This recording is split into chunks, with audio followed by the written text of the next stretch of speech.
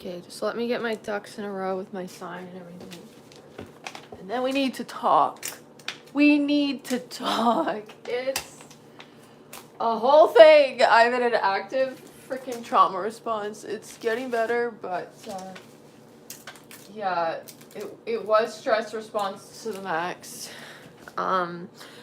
Okay, the icons are gonna cover it, I know. Oh shoot. Oh no, am I gonna get new? We need new tape. Frick. Okay.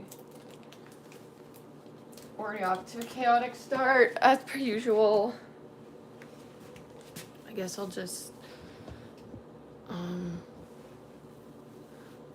okay.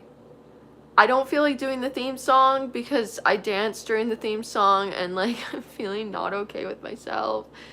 But I'm gonna do it anyways because it's also supposed to make me feel better. It's part of my therapy. So I'm neurotic. It's chaotic. Let's talk about it. Oh, sorry, Kate. Music is not going.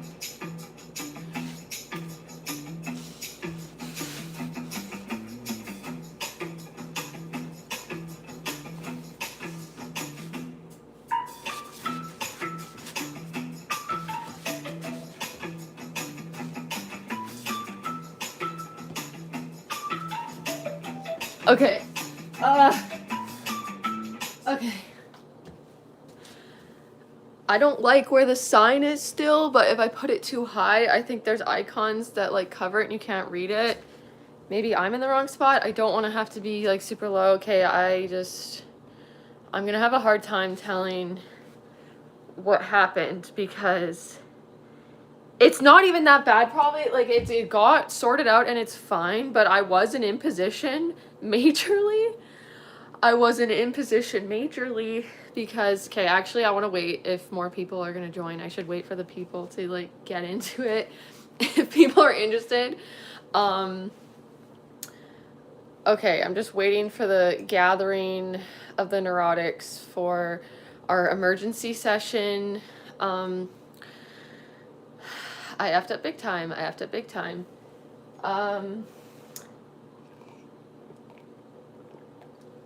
Okay. So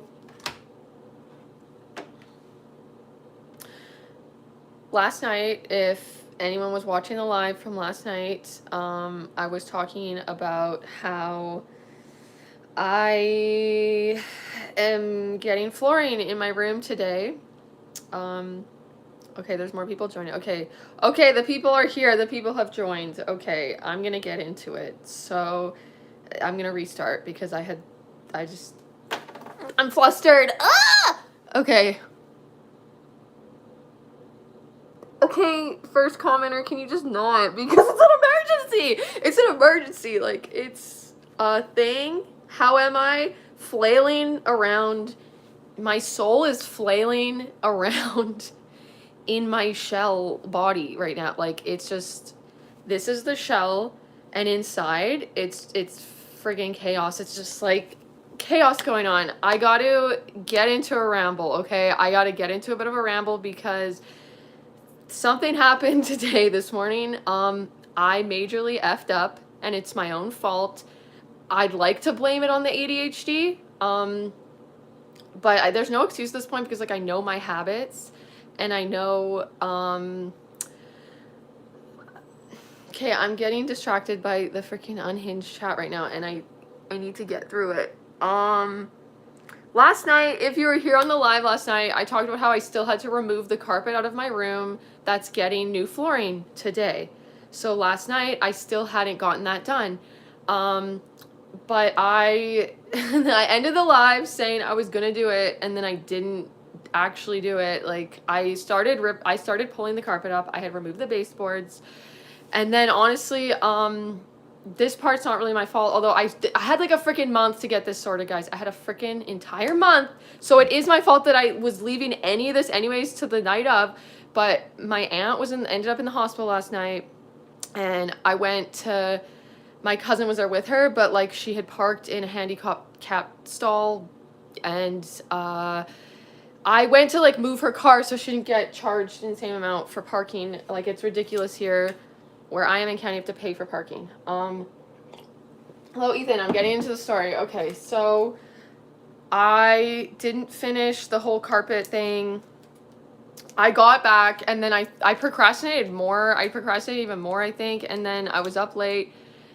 The night before, I was up at like 3 in the morning doing a freaking live till the morning time. Like, I hadn't had sleep the night before, and then last night now, I'm leaving this project at the last minute, and I'm like running on such low sleep. It's like 1 in the freaking morning at this point. The carpet's not out of the room. The carpet was like rolled up, sort of, it was all one big huge chunk, and I hadn't cut it up or anything to get it out of the room. And then I realized I didn't know this was gonna happen. When I started removing the carpet, there's like this black gummy mat thing underneath, and then carpet gripper, which is like this wooden outline. I don't freaking, it's got like spikes in it, and there's like this like wood stuff that all that needed to be removed. I was a bit confused about like the black stuff. Like, I'm like, oh, is that the subfloor thing? Is that what I keep hearing that subfloor is? Because I don't know shit. And so sorry, ignoring the chat, I gotta get through the story. I'm probably going to talk about it on the podcast as well, but this is like an active me being in it kind of. I was way more in it when the guys were here. They're coming back to finish the floor.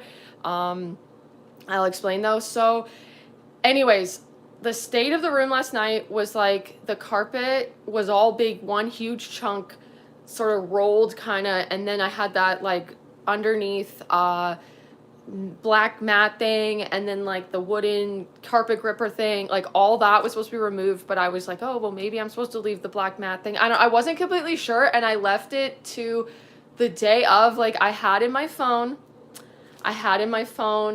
the floorings.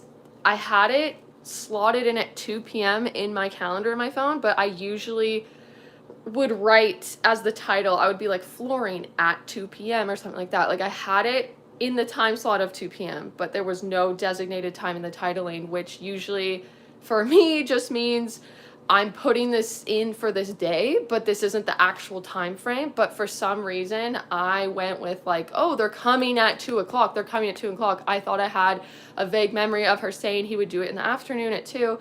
And then because I was just so freaking disorganized, like, I was going to figure that out if they were even coming at 2. I don't know. I just went with it. So I go to sleep.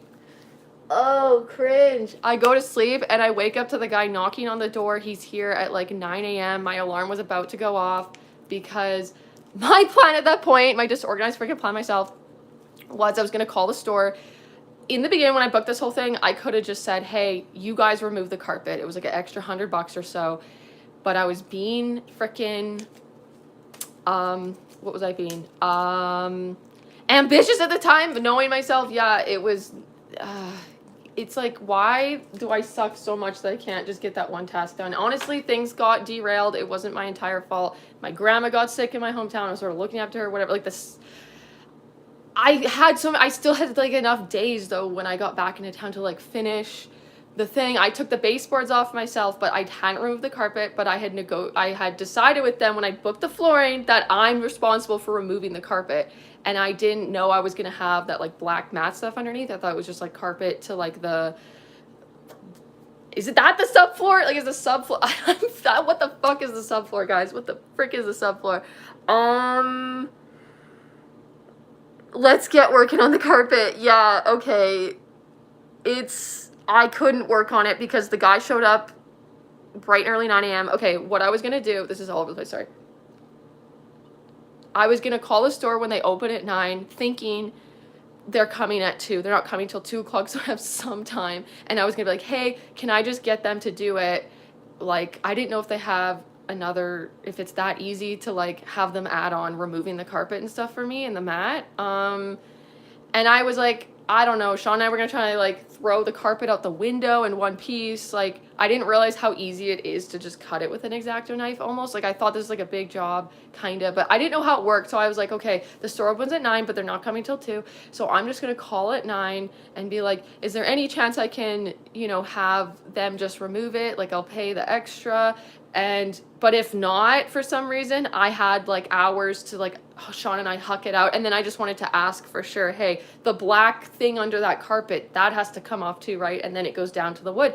I was gonna do all that, but that got derailed because at 9 a.m. it's like there's knocking on the door, and I'm like, oh shit. And I go outside and I see the white van. I see the van of the flooring guys, and he had gone around to the basement door by then to try to knock, I guess probably on that door, or maybe he was knocking on that door to be, I don't know. The same guy actually did the basement flooring not too long ago, so I saw him and he's like, oh hey, I did the basement flooring. So the basement was like in the back door. So I just already cringe, already such cringe, already such like an imposition. Holy shit. I was fully sleeping because it was just before 9, so my alarm was going to go off at 9 a.m. to call the store.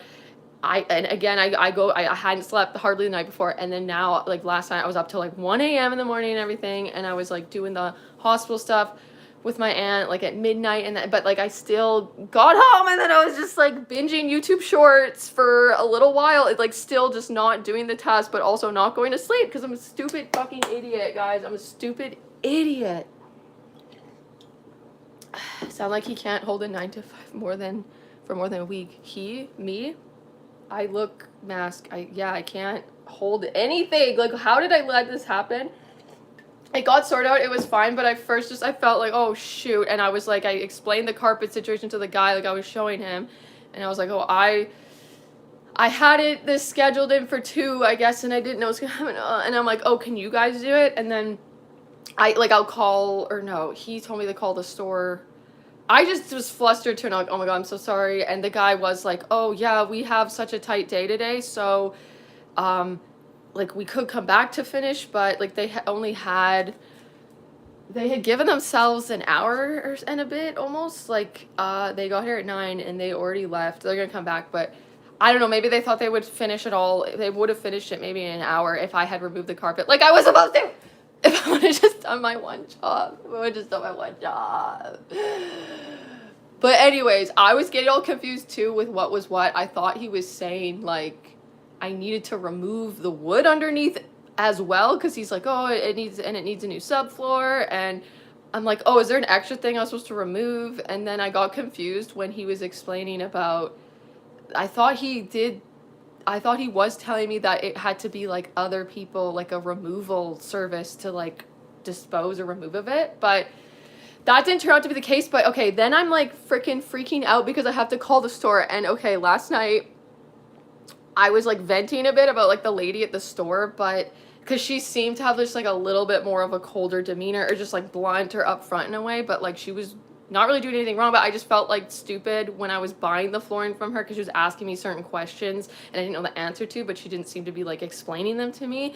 So that character, I'm like, oh no, is she going to like get mad at me? Like, and it's just obviously just like my childhood trauma shit. Like no one gave a fuck, honestly, at all, really. It was fine, but I'm freaking out internally. And he's like, oh yeah, he called her Charlotte is her name, because I'm pretty sure it is the exact same lady that I bought the flooring from. Like it could have been someone else, but it sounded like her. I think it was her. He's like, oh yeah, I called her to ask because he had his whole schedule going on, and like, yeah, it's an upcharge too. So he was like, oh, you should call Charlotte. And this old sweet man, he was nice the whole time. He was fine with everything, but I'm like, oh, I'm screwing up his schedule so bad. I'm screwing up his schedule so bad right now too. Like he has to come back now and that. And then he was asking me if I wanted to call or like still try to do it myself. Like, oh, we can just come back to do it all at once almost. And I don't know. I just was like, oh, what's best for you guys? Or I don't know. I was like, okay, yeah, I'll call Charlotte. And so I'm like, knowing I was like shit talking Charlotte last night and like feeling like it's gonna be a vibe that's not good. Yeah, I explained the situation. She was fine with it. She just said like, yeah, they can do it. I just need to charge, credit card, or we can do over the phone, whatever, and that. But I was also just like, oh, do I need to also remove something else? Or I went back to the room to ask like the sweet old man. I just probably was asking stupid questions. I was looking like a lunatic at this point, probably because like no one else was that stressed, but I was stressed. And I was like, Charlotte was asking me if I removed the baseboards, and I was getting that mixed up with, thank you, Mo. Thank you, Mo. I was getting baseboards mixed up with Subfloor. I'm gonna have nightmares about Subfloor. What it is, what it does.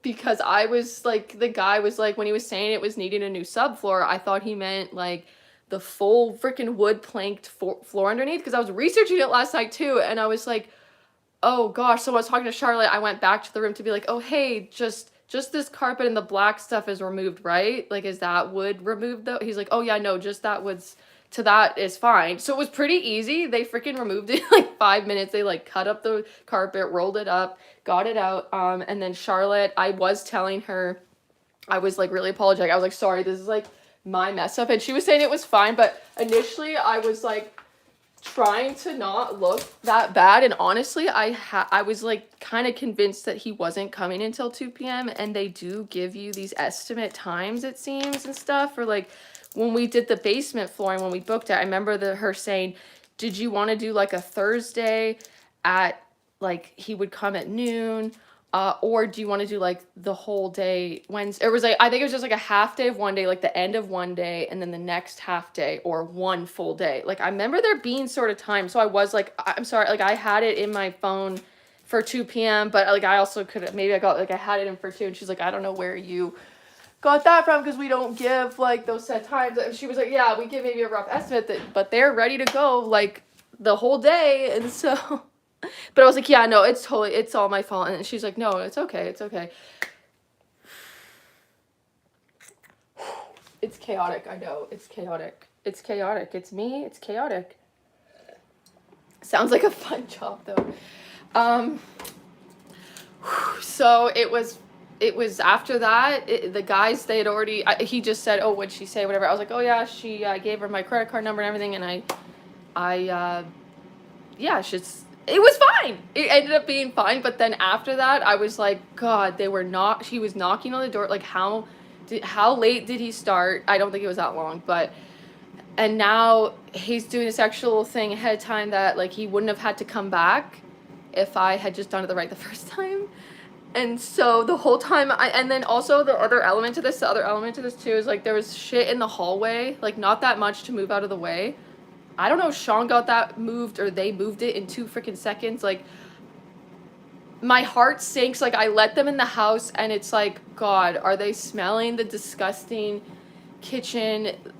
Like, the cat food, they got picky, and they didn't eat the raw meat cat food, like, for a few days. Like, I don't know, it went bad, and it's, like, been in this garbage. And I walked in the other day, and usually Sean and I are, like, immune to our smells in this chaotic household, but it smelled bad, and I'm like, ew, okay. I'm like walking them in the house, cringing, like, God, do they smell the disgusting gross smell? It's just like chaotic. It's chaotic in here.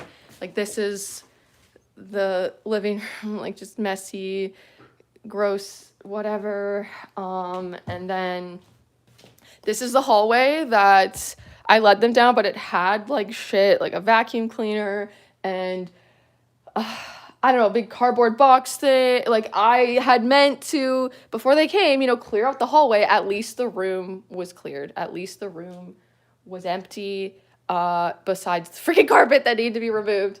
But it could have been worse, but I was just cringing. And then I'm just like, oh, I'm sorry. Oh, God, yeah, this would have been done. I'll clear out the hallway as soon as I can. But I'm like, yeah, do they smell the gross smells and everything like that? And so I was, like, freaking out. But, then it was fine. Sorry. I just want to show the room. I just want to show what we've been talking about. So this is the room. I'm actually really, really happy with the flooring, like how it looks so far. Oops. Okay, let me just take it off. Okay, wait. Can I do this way? Okay. Sean, also the other element was Sean immediately was like, what did you say to me when you realized I had effed up big time and they were here? I don't know. I think I said that I would give you a bit of a slide or a bit of a pass because... Not immediately. He looked unhappy with me. He looked unhappy. There was so many variables that I was dealing with. He still seems unhappy with me. Okay. So the flooring looks nice and cool, but it was like the stinky house, the fact that this guy started his job late, he was knocking, the fact that he has to come back now, the fact that Sean was like, oh my God, Alyssa, you were supposed to do this. Like, what the hell? He also gets self-conscious about the house and stuff like that.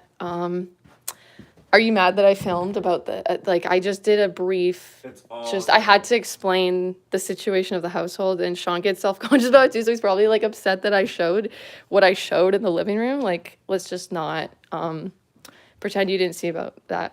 Pretend you didn't see that. But,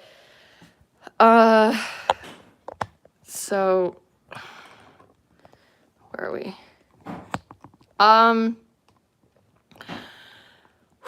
It's fine, they're coming back, but the whole time they were here, I was treating, there's an old guy and a young guy. I was treating them both like royalty. I was trying to do anything I could to absolve myself of being such an imposition.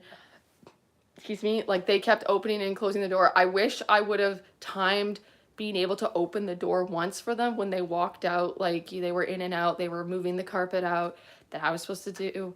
And I wanted to just hold the door open every time and close it every time. Well, it didn't even need to be closed. So I ended up, I propped the door open and I put shoes to like hold it open, which it didn't even need because our door is broken. So it just stays open anyways. But I thought maybe the wind will blow it. And so I put these little shoes, and then the shoes were removed when I saw it again. And then I was like, God, I was in imposition again. Like they had to move the shoes out of the way because it's probably just getting in the way. It's so ridiculous. But yeah, I didn't even get to hold the door open like once, but they kept closing it, so I just left it open so that I just gave the signal of, you can leave this open. Like I don't want to make anything else in your guys' life any more difficult. Like I can't. And this sweet old man is so nice. Like before he left, he was like fixing before he left, he was fixing like this, I guess this is laminate or something. It gets all separated here, and he had his little tool and he was like trying to push it and stuff. And I was sitting on the couch here, so I was also like, oh, okay, I think he's fixing that because I don't think that would have anything to do with like the room sort of. And then I'm like, okay, I need to really, really thank him for even doing that. Like, why are you doing anything extra? Like when I've been such an imposition on you in your life.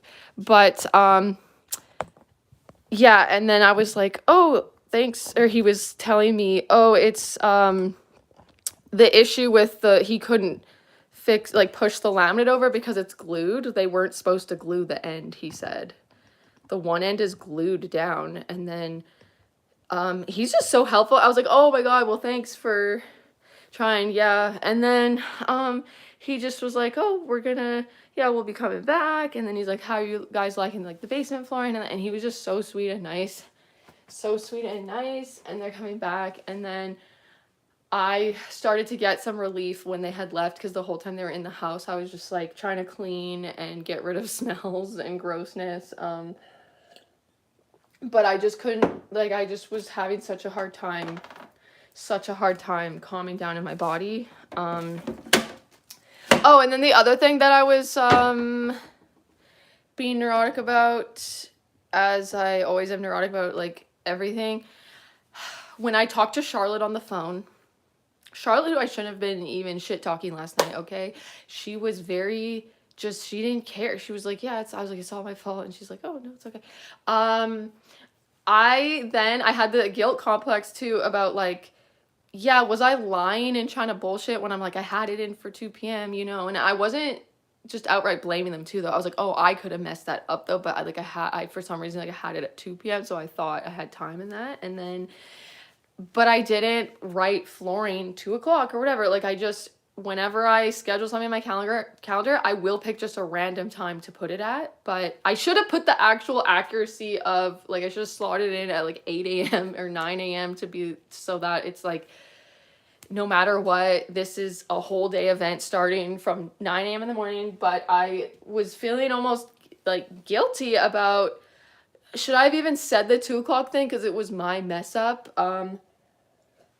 But again, she did say we give rough times, but it's not, we give an estimate of when they're going to be in. But it's not always, it's just like a loose time thing or whatever. So I don't know. And I'm just like, ew, like, why am I blaming?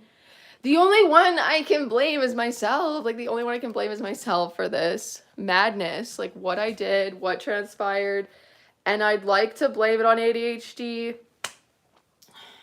And there's a component to that because stuff like this has happened before where it's like I do wait till the last possible millisecond and then, but I'm like, I shock myself. I'm like, how could I have let that happen?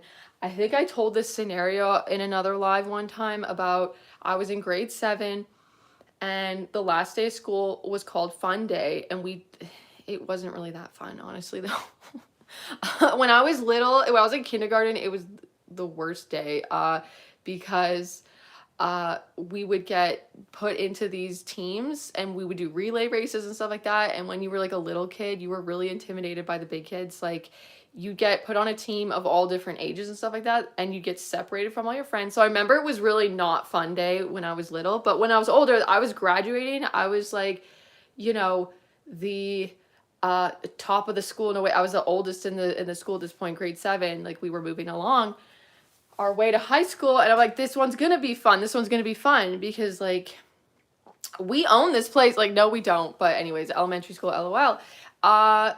But to participate in Fun Day, my teacher, Miss O, she said there was specific homework that we had to get done, and she was basically like, mark my words, you will not be participating in Fun Day. At least I think half of the day.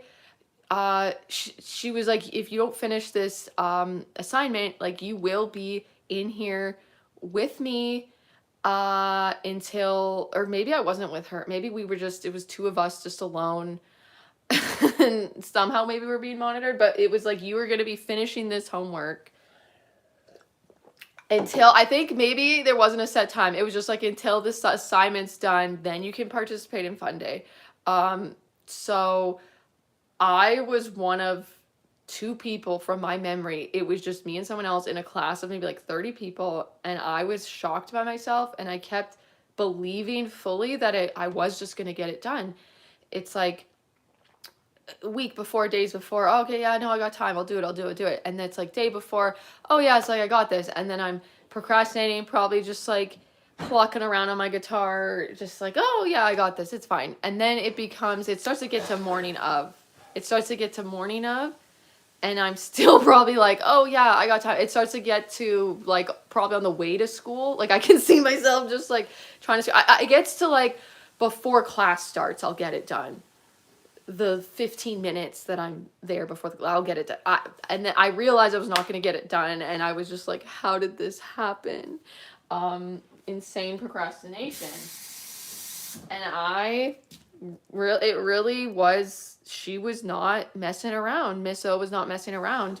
I was stuck in that classroom, most of Fun Day. I think I swear it felt like an hour at the end. Like I probably procrastinated.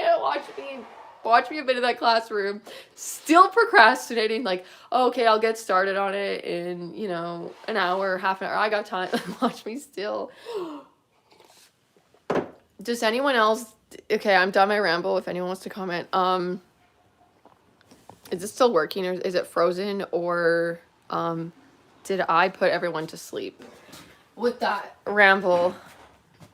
It's time to interact. I promise I'm not going to be ignoring the chat any longer because I want to know what the people think, and I want to know what the fellow neurotics, how have you navigated the procrastination, the ADHD stuff?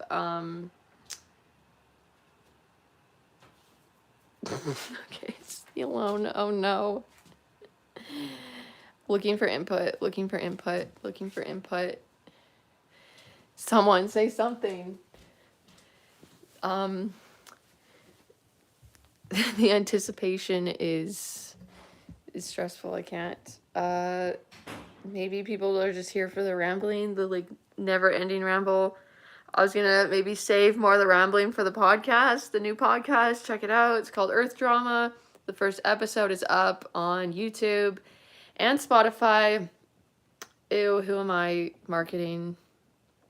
It's like so not we what we say. I know there's probably nothing to say. Like you effed up. Like I almost want to be roasted to make it more okay. I have this like self rejection complex, right? That I think why, okay, normally what I do, so this is therapy, this is so therapeutic to, I'm telling a bunch of people at once, which is like so helpful because I'm someone that when something like this happens, I have such an urge to tell every person, to tell everyone that I see that day almost and just let them know to make it okay. It's like I want them to know I I don't know. It's like it's really hard sometimes for me to just like mess up and be okay with it. And I have a guilt complex that like it lingers after it happens that I need to tell a new person to be like, I did this, thing. I'm not, I'm bad in some way. Like I suck. Like I did, and they don't even want to hear it and they don't even care. And it doesn't matter. It's like I'm absolving myself from the guilt in a way. It's like this, if that makes sense. I don't know if anyone else can relate, but can anyone else relate? So Mitch, self-sabotage is real and sucks. Yeah, I'm feeling better about it, but like the title says, we'll probably be ruminating about this one for years. It's probably gonna pop in my head from time to time, and I'm gonna feel some feelings about it. Like, I still must have warped feelings or beliefs. I must have like warped beliefs about these types of situations. It has gotten better.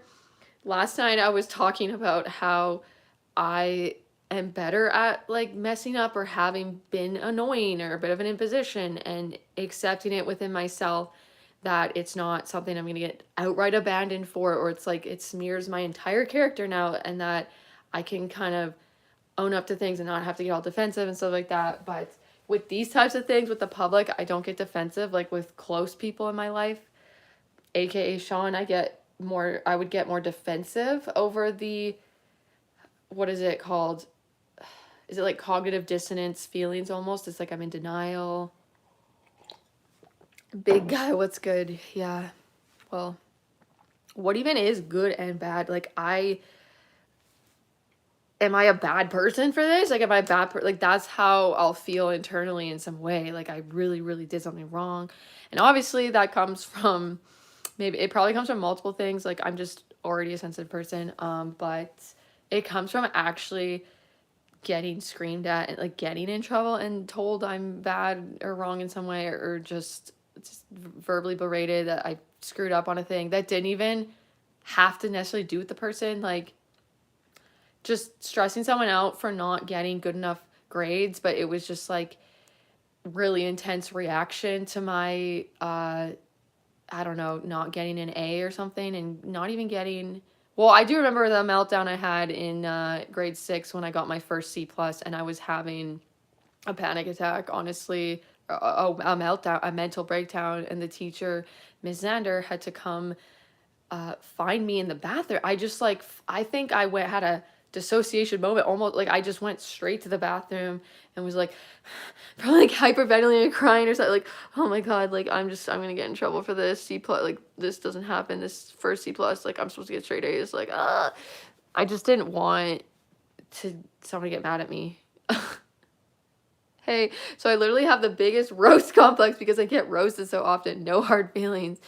I hope, yes, it's good to laugh at everything, especially when things are negative. Yeah, roast me, like it's it's therapeutic for me to have just silly like insults. Like it's funny to me. I've talked about this before in the lives. Like people would be saying I looked like a horse or something like that, and I just thought it was actually funny and silly, and because it just lightens the mood too. It helps me not to attach and think that everything is such a big deal, but I also maybe don't care about the appearance things as much. Like I don't attach to those things. But if someone if someone were to say, like, I don't know how I would react if they were like, you did do something wrong, or how could you do that? Like, how could you waste people's time? I guess I already know it's fine. Like, I saw that they aren't that affected. They don't care. But it's triggering something from the past within me that's like still unresolved. And then I get annoyed at myself for being weird. It's just a never friggin' ending neuroticism loop, because then it's also like, God, was I too much? Was I too much in that moment? Was Charlotte like, it's okay? It's like, oh God, just like, shut up, it's fine. And it wasn't. And then I'm like re-remembering differently too. Like, I probably wasn't even that much. It was somewhat minimal, but, and then it's just like, I beat myself up over stupid things because I'm trying to be perfectionist. Well, I'm subconsciously like having to be a perfectionist. Like, I don't want to be, but I'm like, yeah, why did I ask that dumb question? Like, obviously he wasn't going to remove like the wood floor. Oh yeah. I didn't finish the subfloor conclusion because I'm confused. The subfloor is that like, again with the stupid subfloor, there's subfloor in there now. There's subfloor is, now I know what it is, I guess. It's like, but I was being dumb. But Charlotte, why did I even shit talk her last night about like maybe possibly being annoyed by dumb questions I had? She wasn't being annoyed in the sort. She just was like she wasn't explaining. She wasn't realizing or picking up on like that I'm not an expert. Obviously, she knew I wasn't an expert, but she was sort of talking to me like I was, almost like knew what she was going to be talking about each time with every single thing. I was like, you need to just like meet me at dummy level. Like, I know nothing. Okay. Because the sweet old man that's doing the floor with the young guy told me it needs new subfloor. He's like, it's going to need new sub. So but this just went on top of what was under the carpet, I think, right?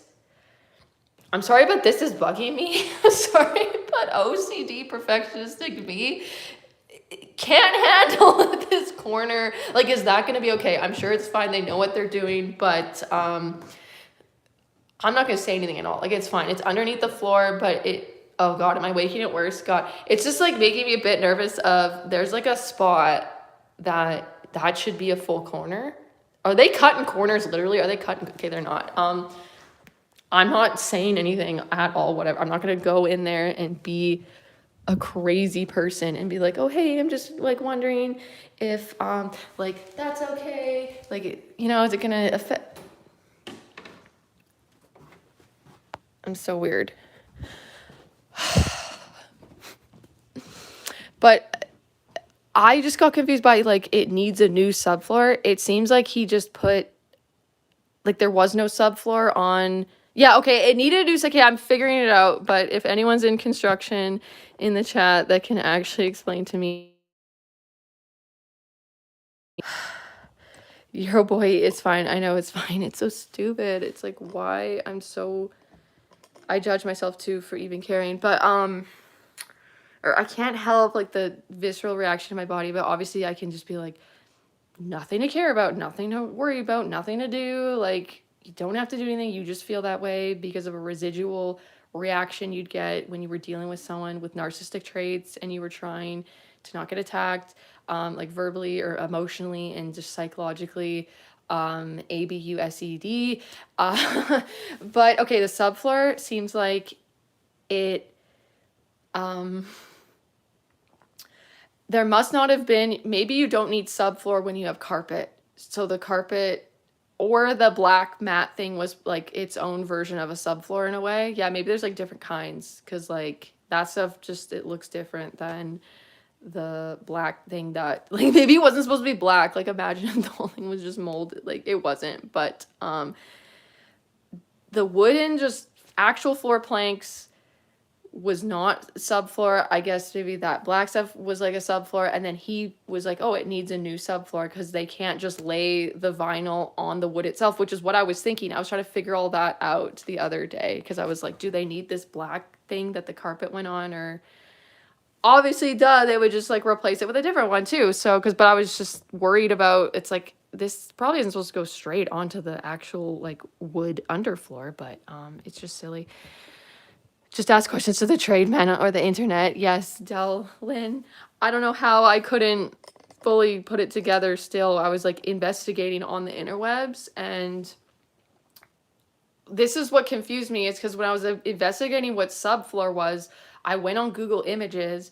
I swear this happened. Maybe I'm just full of shit and trying to, I don't know, make up lies to not seem like I suck as much. But I looked up subfloor on Google Images, and it's like the actual floor. Like, this is where I got freaking worried. Because I was like, oh, is it literally like that is what was underneath that? There's stuff on top of that that I just showed where like it's got the chip in the corner. So I was like, are they literally gonna take the full top of this floor off and put something else? Because I'm pretty sure they just put something on top. But it says the subfloor is an integral part of any floor construction. It serves as a continuous structural level, covering either joists or cement slab, thereby furnishing the essence-based wood frame flooring is fitted over an unbroken subfloor that covers the floor joints. Like, it's different for different types of flooring, I think. But this is what was freaking me out. I was like, there's no way they're gonna go to the ground. They're gonna remove that good wood and take it off. So when the sweet old man told me that it needs a new subfloor, I was like, oh shoot, are they doing all this extra work that they're removing that like nice wood plank stuff and then putting new in that? But so yeah, I guess I'm not that crazy for getting confused when this is what I was seeing on the interwebs, guys. On the interwebs, that's what I was seeing. I think subfloor, though, they need to distinguish what different types of subfloor is. Like, it seems like there's 2 subfloors now, because like I'm going back to the room. Sorry, I'm gonna go back and I'm going to try and figure it out. Once and for all. I just want to make sure I'm not crazy and that like there's they just put something on top of the other wood floor. But I did hear them really hammering away. Like, did they go down and just replace it already? Yeah, so obviously under there is just the normal wood subfloor. It's not like dirt. They just put this over top. They put this over top. What does this say? Does it say subfloor? What does it say? Tell me what the frick this is. What is it? And I'm probably not supposed to be standing on it. I don't know. Well, I guess they gotta be walking around in there.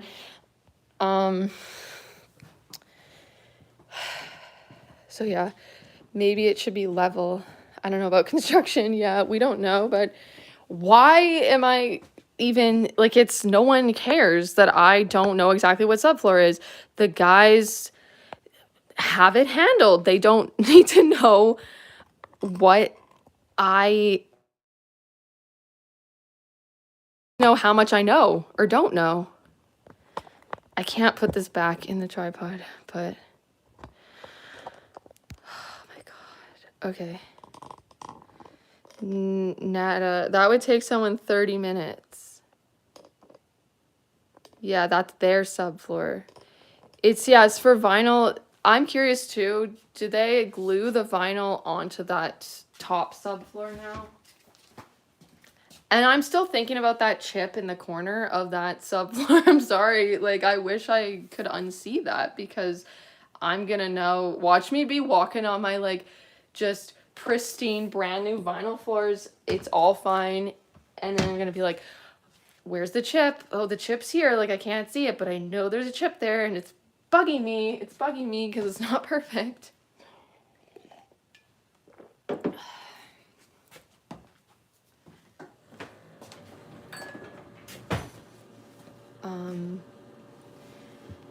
But yeah, I thought vinyl, I'm curious, are they gonna put some type of padded material? Is that just like extra posh, like squishy?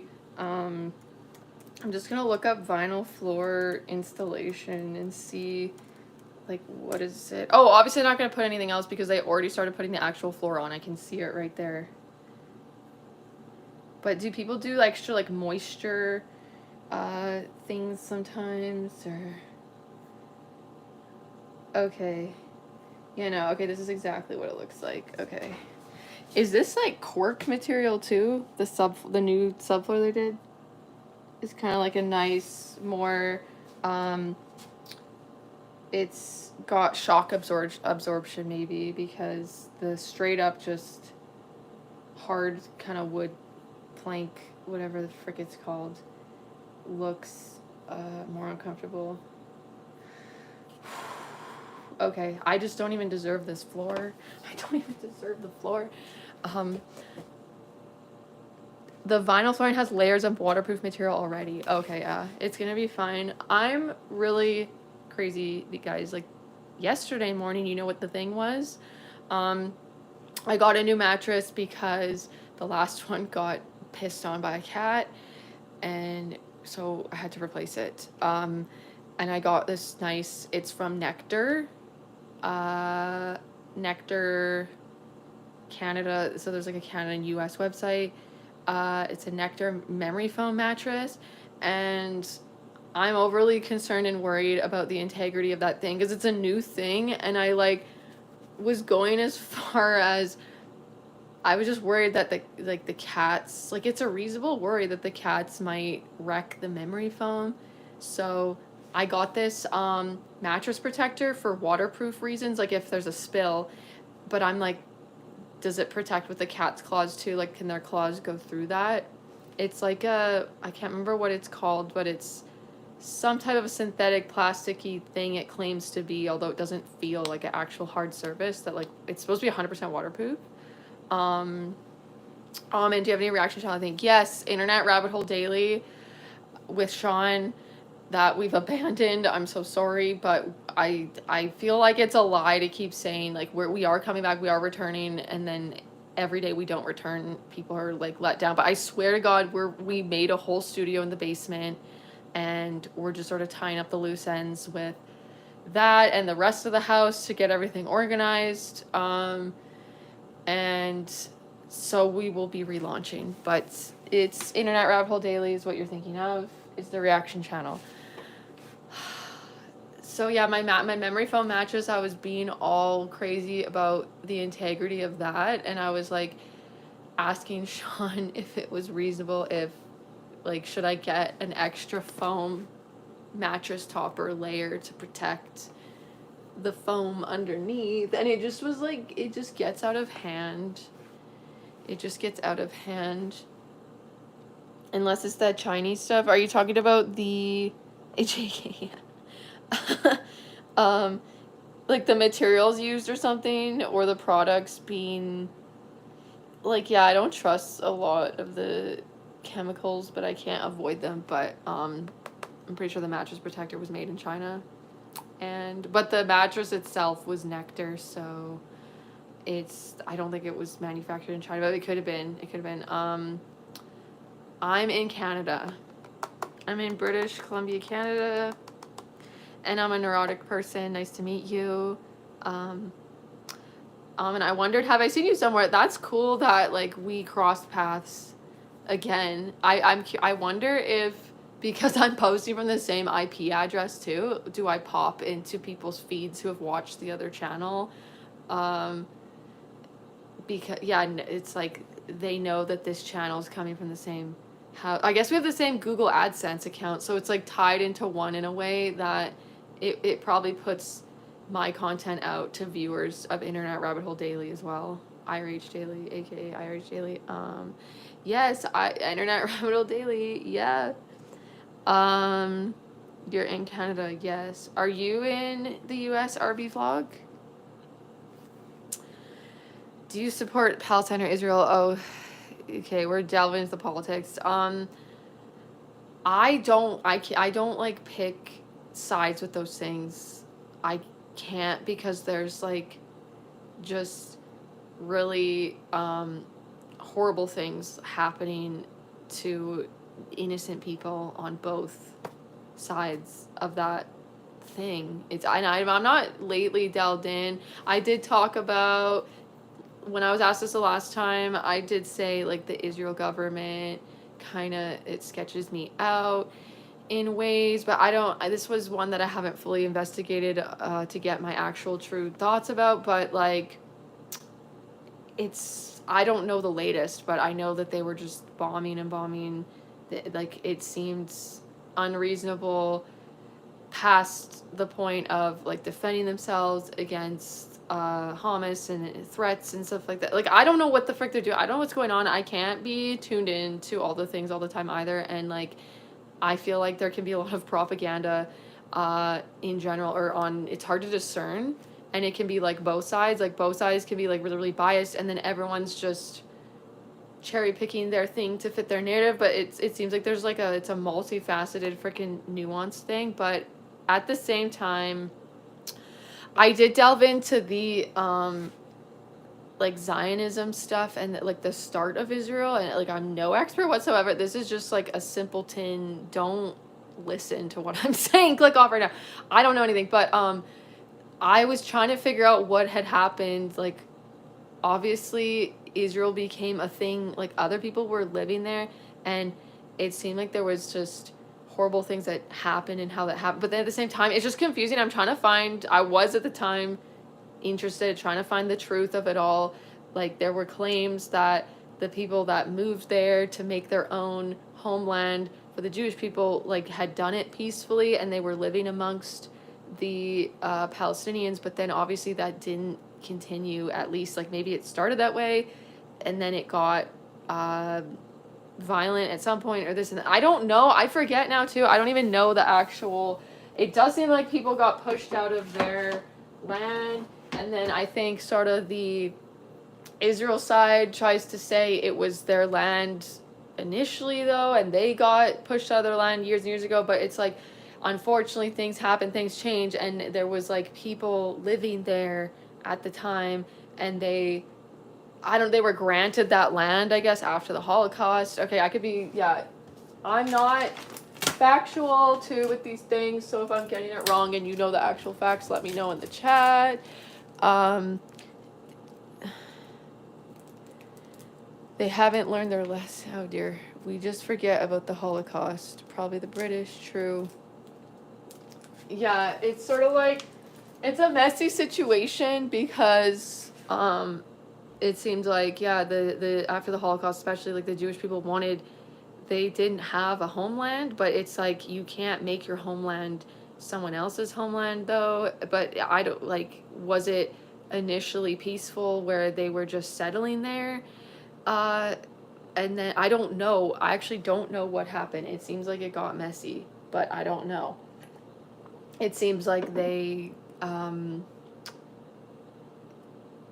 or maybe there was just cultural pressures that the people had to leave or decide to. It was just getting messy amongst the civilians. Like, I don't know. I want little life advice how to avoid procrastination. Please let me know, how do you manage that, Amin? Okay. If you weren't here earlier and you just hopped in, I am not the one to ask by any means, because I effed up today because of the procrastination, like, insanely. But I guess what I would have done different is, now that I went through that situation of being so stressed and not having my ducks in a row, that is what has helped me before to not procrastinate. Sometimes though, it takes just like effing up and like having to deal with like just so much stress to be like, God, I'm not gonna let that happen again. Like, next time I'm gonna plan ahead. I'm going to make a timeline for my own self to get this thing done, to make sure I will get it done at the due date. Like, I'm gonna put all these protocols in place. The thing that I have that handled on that I'll talk about is something like I probably still don't have a handle on this, but it depends. Say packing for a trip, I used to not even make a list. I would avoid the packing because it was a stressful experience the way that I was doing it, because I was not making it easy for myself to pack. I was actually making it such an uphill battle. And then I discovered the beauty of like lists, and it was kind of like, okay, one thing at a time, and okay, I can like write down all the things I want to bring on the trip or what I need, and I can kind of make it into even categories if I want, like differentiate it. Okay, toiletries, okay, this. Or I will write out and plan my tasks ahead of time. I was actually talking to my friend about this yesterday, because she does cleaning, like housekeeping, and she has to plan exactly how she's going to clean the house ahead of time, and it just relieves so much stress or decision for fatigue, and the overwhelm I get that causes me to procrastinate can definitely be relieved when it feels more simple because I've pre-planned. So yeah, she was thrown off because the people she was supposed to start cleaning at a certain time, and the people were supposed to be out of the house, but they were there for quite a while, and they were in, I think, the kitchen, and she has a whole plan and system of how she cleans the whole houses. So and she starts with the kitchen. It's like it's like, okay, I'm gonna do kitchen, and then maybe like living room off the kitchen, this, and then like you make sure you get the whole thing done. You have that plan, but she was like, I couldn't start with the kitchen because they were there so long. So then her plan got thrown off, and it was kind of stressful. And then we also talked about how I was like, oh, I relate to that, and I have to make this whole plan at the grocery store of the order of things and what I'm gonna be getting. I gotta make my list, and then I have to like distinguish what order to do the list in, or I'm just like wasting so much time and going back and forth or forgetting things. It's like, okay, produce is first, so I'm gonna get the cucumber, tomato, onion first, and then there's like the meat section is there, and then I'm gonna like swing around to here, and then at the end by the till I'm gonna grab like the bottled water or whatever it is. So I don't know, that's my advice is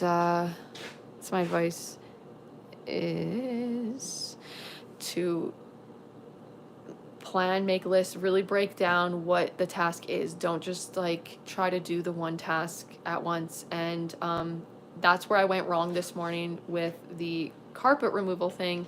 A lot of I think procrastination with that was the uncertainty of it and what to do. I didn't know how to get the carpet like out of the freaking room. I didn't know what I was going to discover when I lifted the carpet up, but where I really went wrong was like leaving that first task so late. I kind of divided things up, but like so minimal effort because I had to remove the baseboards first. So it was like, well, I got to do the baseboards and then I got to do the carpet. But for me, those tasks are too big. Like I got to break it down into, I'm doing this baseboard and then that baseboard, or it's like, I'm going to cut all the seams of the baseboards first instead of each one. And like that would have been way easier if I just maybe X-Acto knifed the glue on the baseboards like for all of them first, and then pulled all of them out instead of like one by one or something. So you plan how you're going to do the stuff. I'm really rambling on that, but yeah, I don't know, you break it down into small bite-sized chunks that are more manageable in themselves. It's like way harder to procrastinate on something small. And so it's like, okay, today I'm just doing this thing. Just make like small little steps, right?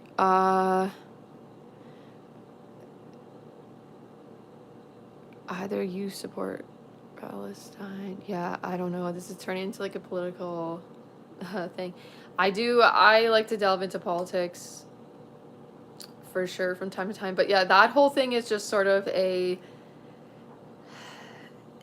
and it is just a pickle. Like it's at this point it's just so messy. Like I don't know how it can be resolved, and it's like, you can't go back in time.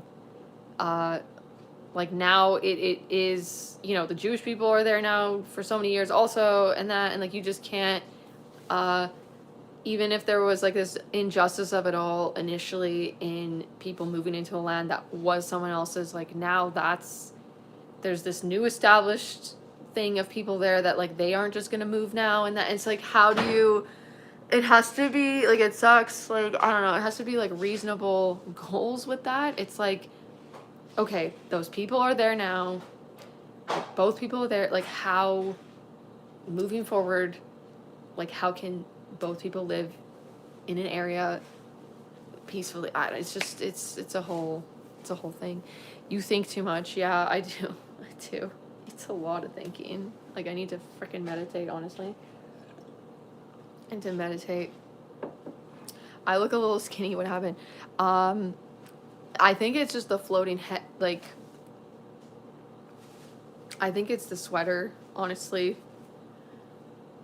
Honestly though, what happens that I do notice with myself, like maybe it's just in my head, but I feel like it is such a difference to me is when I'm eating a lot of junk food, I feel like I look 5 to 10 pounds heavier almost just from the inflammation. It seems like I get a bit puffy almost like all over, even like I look a little bit more puff. And then when I cleanse my freaking soul and body from the junk food and stuff, I look a little bit more slim and trim.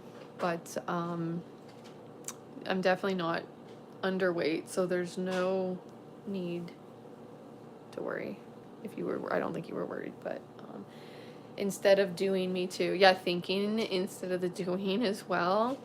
But I do stand by my pre-planning of all the tasks and the things. Like, I do benefit from that type of thinking for sure, because there'll be a big reason why I'm not doing it. And a lot of this stuff for me is ADHD types of symptoms, and I kept trying to just do it, like just do it already. And then I had like, what's it called, executive dysfunction, and I realized to get me to do the thing, it does just have to involve these days like the tasks and breaking it down.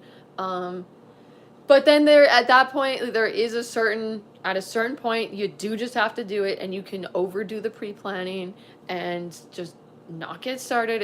And there's always going to be unknowns to tasks too, or new things. It's like, I cannot prevent any anxiety of not knowing what I'm doing either. Like, I'm not going to completely absolve myself from that, but I guess I just make it more manageable by breaking it down into smaller things. I make it just like easier to deal with. It's like less unknowns, and then it's actually something that I don't procrastinate. But oh gosh, I got fired yesterday. Oh my god, I'm so sorry to hear that. Is your job hiring? Be honest.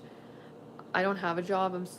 I'm sorry, I can't help you out. I'm just a neurotic person on the internet. Being neurotic, I guess, just facilitating the Neurotics Anonymous sessions. It's like a play on AA, Alcoholics Anonymous, but it's for neurotics. So, but that is tough. But honestly, I don't know you, and who am I to speak on this, because I don't even have a freaking job, and I'm very privileged and lucky that I am supported by my spouse, Sean, financially in those ways to not have to work a normal job. So, but this could be a blessing in a way of like, maybe things weren't resonating with your job. If you're able to find something that you like better than the other one, it could be sort of like a blessing in disguise in ways. Like, maybe you'll find something that's way better of a fit for you. But it's tough. It's tough. I have to pee. And I should probably do something. I need to go to the gym. I guess I gotta be here when the flooring guys come back to manage that. I'm not gonna leave that up to Sean, and he's working in the basement, and we don't have a doorbell even. Hence the knocking this morning when I wasn't awake, and no doorbell that would have maybe more immediately woken me up. We need to get the doorbell fixed. Like, yeah. I always wonder why always Britishers. Anything horrible happened or gonna happen, there's always Britisher. I'm sorry if it sounds harsh. Your feelings are valid. I guess I would disagree that it's like always British people with horrible things happening, but oh no, the ADHD is acting up because Sean's having a conversation and I can't block it out of my freaking head. Right now I can hear it. Your boyfriend's lucky you are pretty. Oh, thank you, Eurobuy. Okay. I feel like I could do a little bit more to make an effort to look nice for Sean, like a little bit more presentable. Like I'm also just like, that gives me an ick to try to make myself a certain way for another person, but there's a balance to it. Like I do like I'm doing it. I would be doing it for myself at the same time because I feel like a slob. A lot of times I'm not even happy with the vibe of like the not showering and stuff. Like it's like I need to be clean for myself, but also it's just like a freaking common courtesy for your partner to not smell. But honestly, I'm not even the one that smells these days. Like Sean forgets to put on his freaking deodorant, and I'm like, could you just please, like, how, I don't know how he deals. But yeah, I didn't finish the comment about the like almonds feelings about it. Yeah, it can seem like it's always the British, like the white people. Like I get it, but I would disagree. Like in the history of humanity as well, there's like atrocities that will happen all over all different nationalities and stuff like that, or ethnicities. There has been just a lot of crappy things, but it does seem to, though, like stuff gets unhinged and out of hand when you have unchecked, like an unchecked majority of people will tend to, like humans being chaotic and stuff, and yeah, having egos and that, like wherever you seem to be, in my opinion, it seems to be like because the majority can, like they tend to power trip, like they will just power trip, and then in these places that it seems like maybe it's like always the British people, or you know, maybe the white people, whatever it is, it's like they happen to be the majority at that time in that nation, whatever. But there's other places and countries in the history of humanity where it's like there's people that were not British at all, or had different ethnicity, like weren't white, that like they were also the power trippers in that realm of things. But like, yeah, it's like the white people years ago especially, and like there was a lot of just not good beliefs and conditioning and everything, and like targeting the people that looked different and stuff like that, which was so icky and dumb and horrible. Like I'm glad we're like at where we are now. In my opinion though, like some of the stuff, like the woke stuff, has gone too far, like the other way around, but like the pendulum always freaking swings too far one way. But yeah. What do you do on YouTube? Yeah, good question. So this channel is like all over the place, but right now I'm doing a lot of these live streams where it's just like a little fellow neurotics or whoever wants to join, honestly, to the discussion. I just share my stuff because I other people are like me.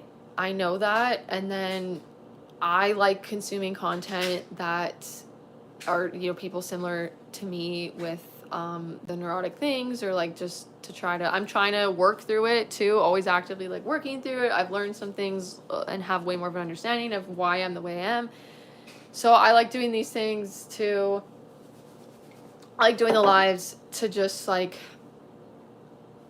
I don't know, relate to other people, to show the neuroticism too, but then also maybe to help with whatever I've learned can help other people, or other people help me.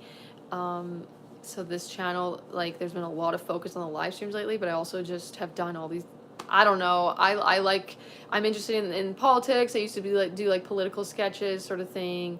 And then I just started a new podcast, but so this channel is just all over the place. It's called Alyssa Being Me because it is just kind of me being myself. So whatever I'm interested in at the time, I kind of am making content about that in a way. But I have another channel with my partner Sean called Internet Rabbit Hole Daily, and that was, we were reacting to a lot of Indian content and like different cinemas. We did some movies like Bollywood, Mollywood, Tollywood. There's like all the different, there's so many different languages and cinemas. We kind of stumbled upon that niche by accident. Like we used to just react to different songs and trending things, and we did some Punjabi songs because they're always like top trending.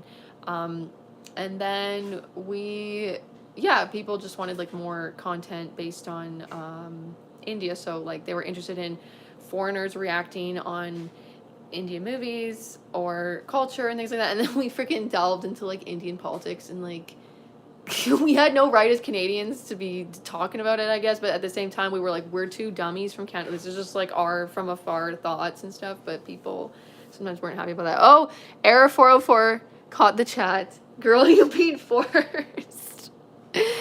I had a situation, my friend, this morning, and it was nuts.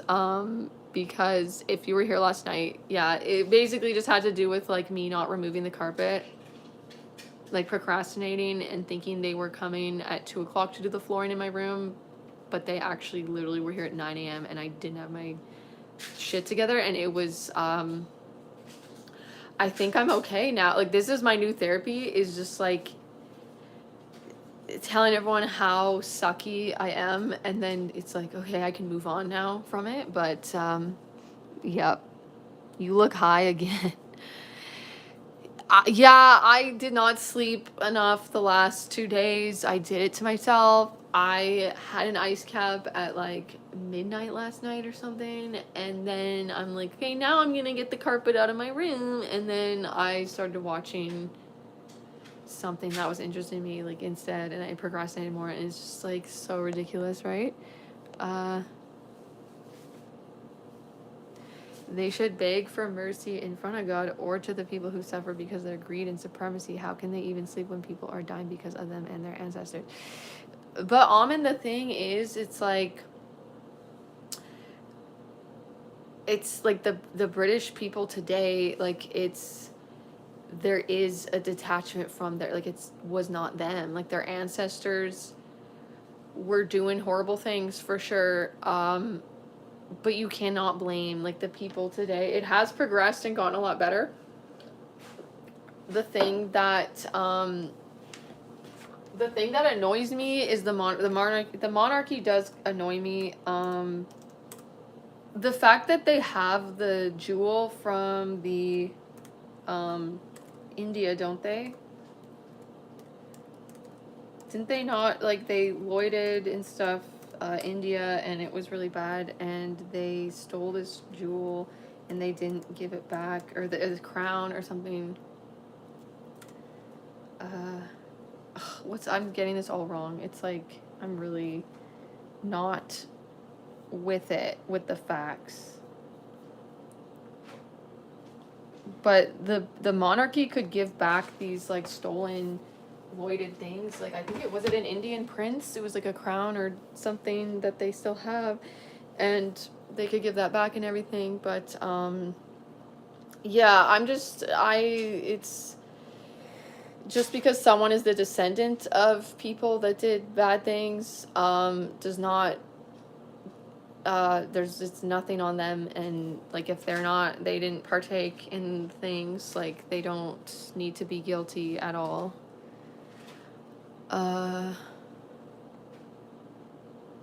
It's like the same, like if it was, yeah, I don't know, if like I had a parent or a family member, like a descendant, like, I don't know, say my great uncle was in the mafia or something, like, is that my fault? Like, did I have any control over that whatsoever? Right? What? Oh gosh. It's midnight here in India. Oh yeah, you guys are 12 hours ahead, right? It's 11:40. It's like quarter to afternoon where I am. Yeah, again, also, like, the history of humanity, it's like, it's not always just one nationality or race, obviously, that's like doing inhumane things to the people. Unfortunately, when there's a majority, like, the majority becomes the oppressors, or the enforcer. What's the opposite of not the oppressor? They become like the offense, not the defense, because the minority just literally can't. They have no power to, and unfortunately, like, that's, yeah, it sucks. But I feel like we're in a freaking era now that it's way better. But there's still, like, tensions are high, like, all around with so many things, and of like the after effects, like, you know, we're still experiencing all the after effects of like the past just shittiness of everything. So yeah. Oh, Air 404 is in Germany. 2044. Is that 844? 12, 13, 14, 15, 16, 17, 18, 19, 20. 8:44 in the morning though, at night. I'm guessing nighttime. App number, what about Kolkata doctor issues? What is that referring to? I don't know. Let's forget all the atrocities, but they take pride on that until now. What do you mean they take pride? Like, I feel like people are ashamed of like horrible things their people did. I don't know. I don't think people are taking pride on things. Really. If you're referring to the current, like maybe you're referring to the UK riots going on, like shit is gnarly. No one should be violent towards anyone at all whatsoever.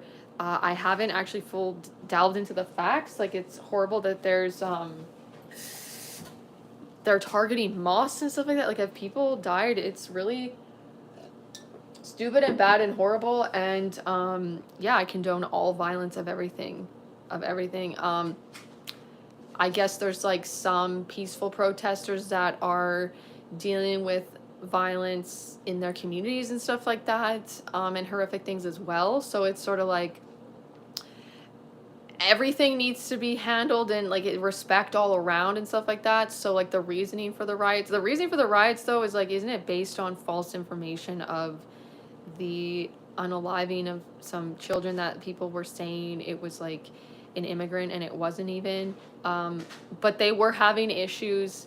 They were having like safety issues before that, I guess. Like tensions were just like so high and everything, and they were being just, if you spoke about, so if you were trying to, I don't know, they weren't enforcing the law in really as much in ways, or that they were saying that the police were kind of like scared and like not dealing with the violence and stuff in certain areas.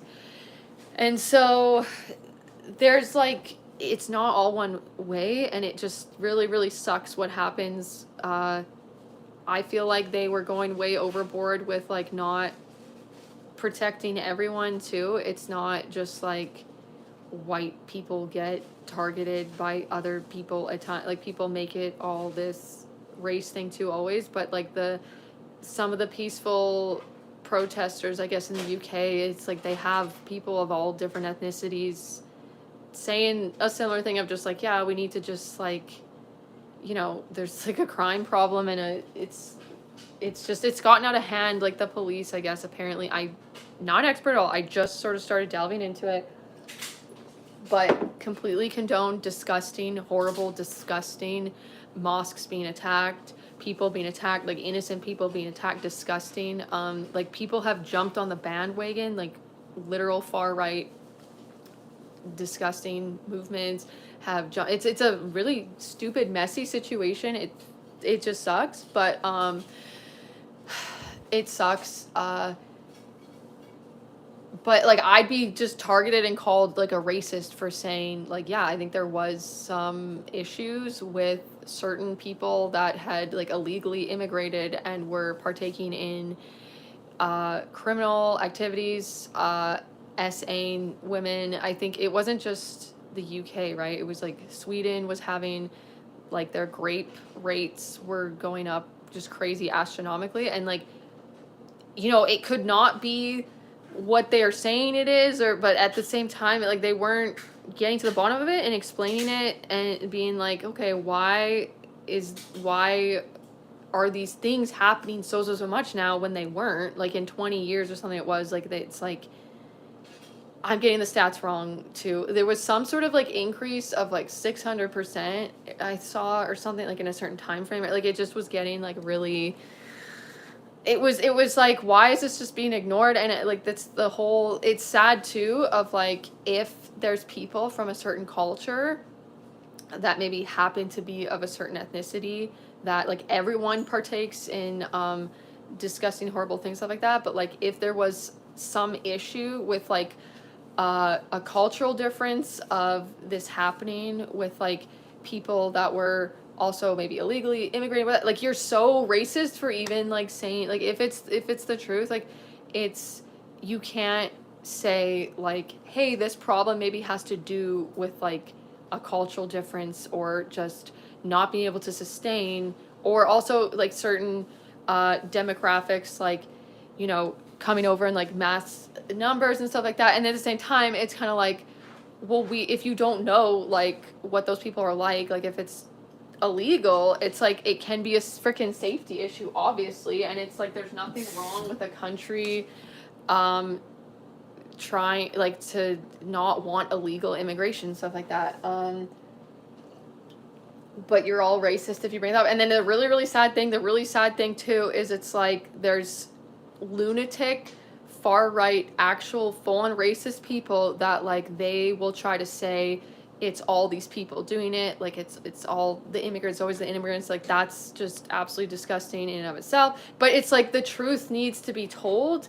But people like the wokeism, it seems to me, refrains from saying any truths at all whatsoever, because it's like people are going to be racist about that if we say that like there's a problem with like people getting targeted from the illegal that happen to be a lot of illegal immigrants like partaking in these like criminal activities. It's like they won't do it, but then when they don't get down to the bottom of it and enforce the law and try to like get a handle on the problem, it gets so much worse, and tensions get really high, and then you do start to get like literal racist people like will come out of the woodwork and try to like overtake the situation. And it's just horrible when the police could have like in a balanced way dealt with it, right? So extremists are both sides. Yes, Afnan Khan. There's extremists on both sides of the things, right? Like it's extreme to me, it's extreme to be like to treat someone like they can't do a sucky thing at all no matter what, like because they're a minority in a way. Like, but I get how horrible it's been that like minorities have been the targets, and that like there's been so much discrimination and racism and that's happened. But it's also like anyone can do a thing, like, you know, white people be unaliving people like all the time and stuff like that. But the thing that this is gonna be freaking controversial, I don't give a shit, like I've probably already canceled myself at this point. I do have certain feelings about like religions are not the people. Let's just remember that. Religious ideology is not the person. I'm not at all talking about the people. But I do feel like I get an ick from every religion. Like there's some things I resonate with, but then there's too much ick in organized religion for me to ever subscribe to any one of them.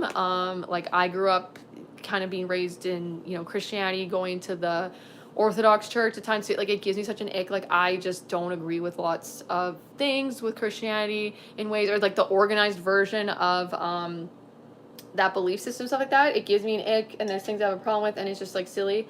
I feel like there's some religions though, or one in particular, that like it can be quite sketchy to like criticize the ideology, like the religion. I feel like you should be able to like just have some criticisms, or like I can criticize Christianity, and I don't have I this is just honesty, I have no fear about like Christianity.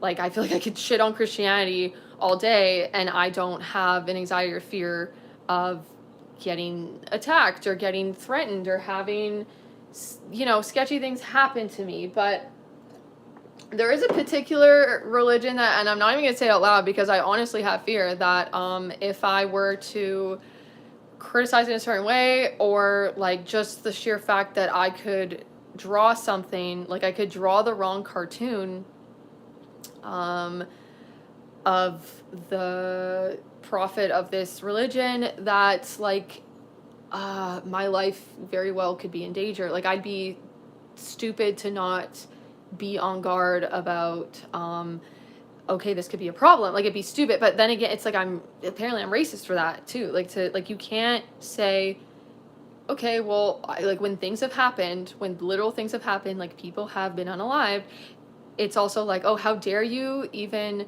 have like how dare you feel also differently about one religion over the other? Like they're all bad, they're all the same, they all give me an ick, I get it, but I feel like some are more accepting of like not like of having a different opinion about like of um like with Christianity, I feel like you don't have to um there's not really like if you leave it, if you like leave the religion or if you don't follow the rules of the religion, they don't like persecute you anymore. They used to way back. It was really bad, I'm sure, of course, and they were really bad to the gays and stuff. And but now they seem to like, even if there's some like, is it called evangelical Christians or like really old school Christians and that like there's or always like horrific like religious there's like horrific things that happen that are tied to religion. Like I'm not going to say there's like no Christians even nowadays that are that might be like attacking like unaliving people who are say gay or something, like people that don't follow their religion. Like there's like extremists always with everything, but it's just like you can compare different religions and stuff and sort of like the not following the rules or the like criticizing certain ones or like having just critiques of it and just being like I don't know, it's just it gets way more sketchy with a at least one particular religion that I'm thinking of versus like if I were to say the same things about a different religion or something like that, or draw a cartoon of like if I drew Jesus, I don't think that'd be a problem. Like maybe there could be some crazy person that could do a thing. Like you never know, something could happen and they could be like, they could unalive me and they could be like, it's because you drew Jesus. Like there's still these possibilities, but it's sort of like there is a trend where there's truth and there's a trend of something, but then you can't even talk about it. Like you're so racist. What's going on? I don't know. I'm being ultra controversial, but also censoring myself. Like I refuse to say a word, but Air 404 is bisexual. Love that for you. I like femboys, but boys. What are even femboys? Am I mask girl? Because I feel like I'm mask girl. If a femboy is a femboy, I'm a mask girl. I don't know what's going on, Amin. I don't know. Error 404 is carrying the chat. They want to be a rapper. That's cool. Ick is a kick with a stick with blick in this click.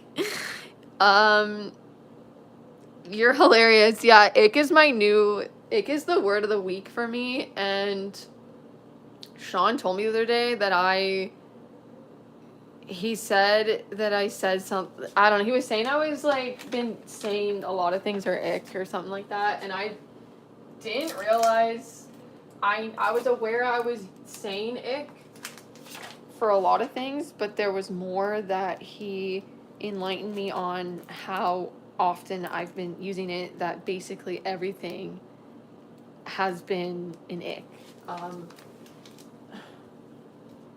So yeah. Anyways, yeah, maybe I canceled myself today, but I don't care. I'm gonna be me, and I know who I am now. That I don't know, people's opinions of me just don't matter as much. So, but yeah, I have to pee really bad, and I should probably go do that. But JJJ, thank you. I'm just thoroughly blessed that you love my videos and they are not just, the worst cringe, because they could be, a lot of people see them that way, I'm sure. But yeah. Oh, okay. Sorry, Amin's getting censored. Sorry, I do have like the basic level of YouTube comment moderation because I also don't have my own moderator at all, so it gets unhinged. Like I do have like the YouTube setting where it says hold potentially inappropriate comments. Oh, I can view it, I guess. What? Error 404. It was error 40. Wait. Retracted. Okay. Yeah. I don't know. If you guys say certain words in the chat, it is going to get censored. I'm sorry. It's going to be like held for review. Maybe I could like approve it, but I guess I am just trying to keep it like PG-13, maybe 14A on here. Like it just helps because there are some people that come on and they are like legit unhinged, and I just don't need my chat to be just more unhinged than it already is sometimes. I have the same mental health problems with this girl, but more extreme. No. Are you talking about me? Obviously, like who else would you be talking about? Like, I'm sorry, it's a lot, dude. If you want to talk about it, feel free to share, but it's like, yeah, I'm actually lucky now to not be. I was like more mentally ill in the past too, that like I have to just really count my freaking blessings, because it is just really, it's, if people haven't experienced like the mental health intensity of like the depression, anxiety, like a lot of people would prefer to have certain physical ailments like instead of mental health. Like people would say the mental health is like worse than physical, not to compare them either, and obviously cancer is horrific. Like I would not choose the cancer over the anxiety, depression, and like my anxiety, depression now, I don't really even get the depression anymore, but in the past it was like really intense for me, for sure, but it's so much more manageable. Like I wouldn't choose the physical right now over the mental at times though. Okay, this morning when I was like trying to exist in my body and not try to want to like crawl out of my skin with my F up this morning, like I totally would have preferred to like stub my toe maybe 5 times instead of having to feel those feelings though. Like it's depends on the thing. That's actually kind of painful, the toe thing. I don't know. I don't know like what I would, how much like physical I would take in exchange to not have to feel the feelings. But the freaking mental health like causes physical feeling, actual things, like literal physiological things. I do feel like there's such a mind-body connection. I had problems since 9. Oh my god, bud, that is freaking rough, dude. I wish I could just like help, like maybe wave a magic wand and just release you from the pain. Like it is really sucky. My thing is, I've talked about this before, like the suffering for me, the shame. I realized a lot of like, I'm trying to think, the depression I would get, I think also was really, really shame based, and it was like feeling the most inferior, just unworthy, gross little scum-sucking rodent of this earth. Like that was my depression, I think. But also just the social anxiety was impacting me so much. Like when I would get the depression, it's because I had no life. Like I had no enjoyment in life anymore, because I couldn't, especially before I like found Sean, I didn't feel comfortable with anyone, and I had no personality anymore. Like I couldn't have fun. It was just all fear always. And I would get really, really depressed, having like no connection with the humans, like having no, feeling so disconnected, and just like what am I providing? I suck. Like that's how I would feel. But so it's been a freaking journey though. It's been a journey of, I do just remember back in the day, it was just like, I cannot live like this. Like I have to, this has to change. Like I can't go my whole rest of my life like this. And it's just so cliche and annoying, but like for me it did get better. Like I know everyone, you've probably heard error 404, you might have heard, it's just like, well, it can only get better, there's only up from here, like when you've hit rock bottom or whatever it is. And like I did think at a time, I'm like, this might never go away, like this might not, I might not be able to overcome enough of the, like, I had severe social anxiety. Like, I was sweating and just always blush, like, if someone was just like, huh, like, oh God, like, I never felt like myself. I never felt like myself ever. Like, there was like 2 years straight, I know for sure that and people have it so much worse, I know. But for me, this is my experience, I guess. And like, I'm just like making it about me, but I guess I don't know what else to do. I feel for Air 404, and I don't know if this somehow helps in any way for me to say like how for me it was so severe and like crippling, and it didn't stay that way. Like, there were 2 years of my life specifically that was like hell. I was like, I don't remember having like a real laugh or a real smile within like the 2 years and stuff. And it was like 24/7 anxiety, like social anxiety. Like, I just didn't have any fun. I didn't have a balance of like, okay, I experience in these situations and that, but I still like have fun with this friend or these people. Like, even my closest friends, um, I was like not me. I was pretending to be. It was like I really had I had identity issues. I really like had not a sense of self and felt like a zombie. And like, when I would get the anxiety, I just would also shut down, and then I would act really probably strange. And like, I remember I was at like my grandma's wedding or something, and I was just like trying to keep a conversation with my cousin, and then I had to leave and like had a complete meltdown. Like, I was like, I can't sit at the table, like, and I just felt like it was so embarrassing and cringe. And it's just like, my stuff's so petty too, because it's just like social interactions, and it's just like not, doesn't even matter and whatever. But I was really really caught up in how I was appearing to others, and because of the shame and everything and the guilt and the like, I'm so weird for this, even like, there was just like, it was so bad for me if people maybe thought or knew I was anxious. Like, I would just also beat myself up about not being able to just be chill and be myself. And then I would say cringy things too in high school, like, because I was like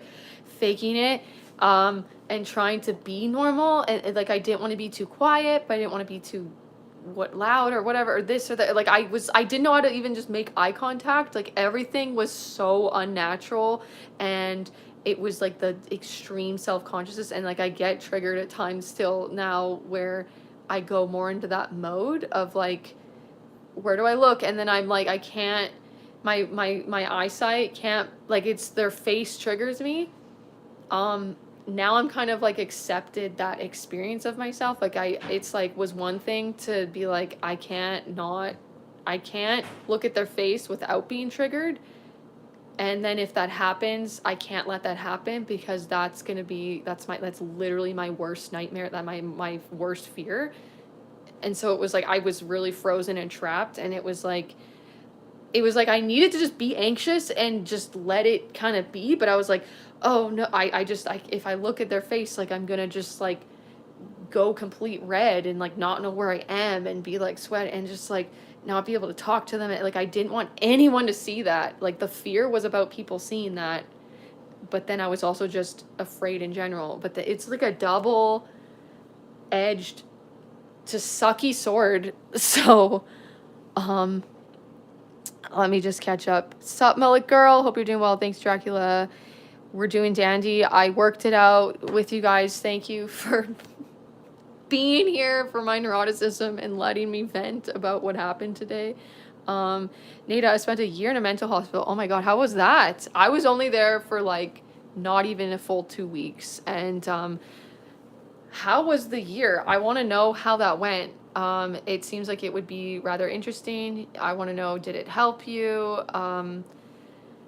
My dad told me I didn't know you had no life. Aw. I didn't know you had no life.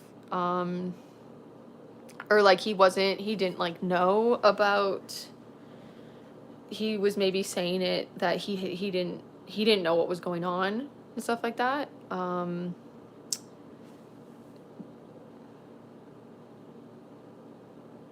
Yeah,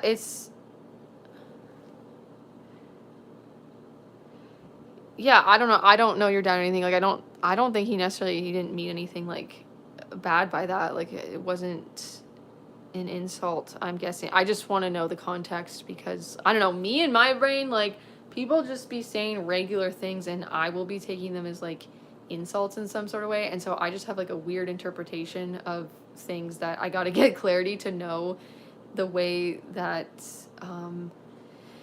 but yeah, it seems like that was more of a supportive, just he wasn't aware what had been maybe going on. It's good that he's in the know now.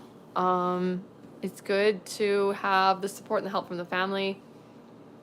At times it can be rough if there's like people that don't get it. In my past, in my journey, there was like definitely people that didn't get it and it made it worse. But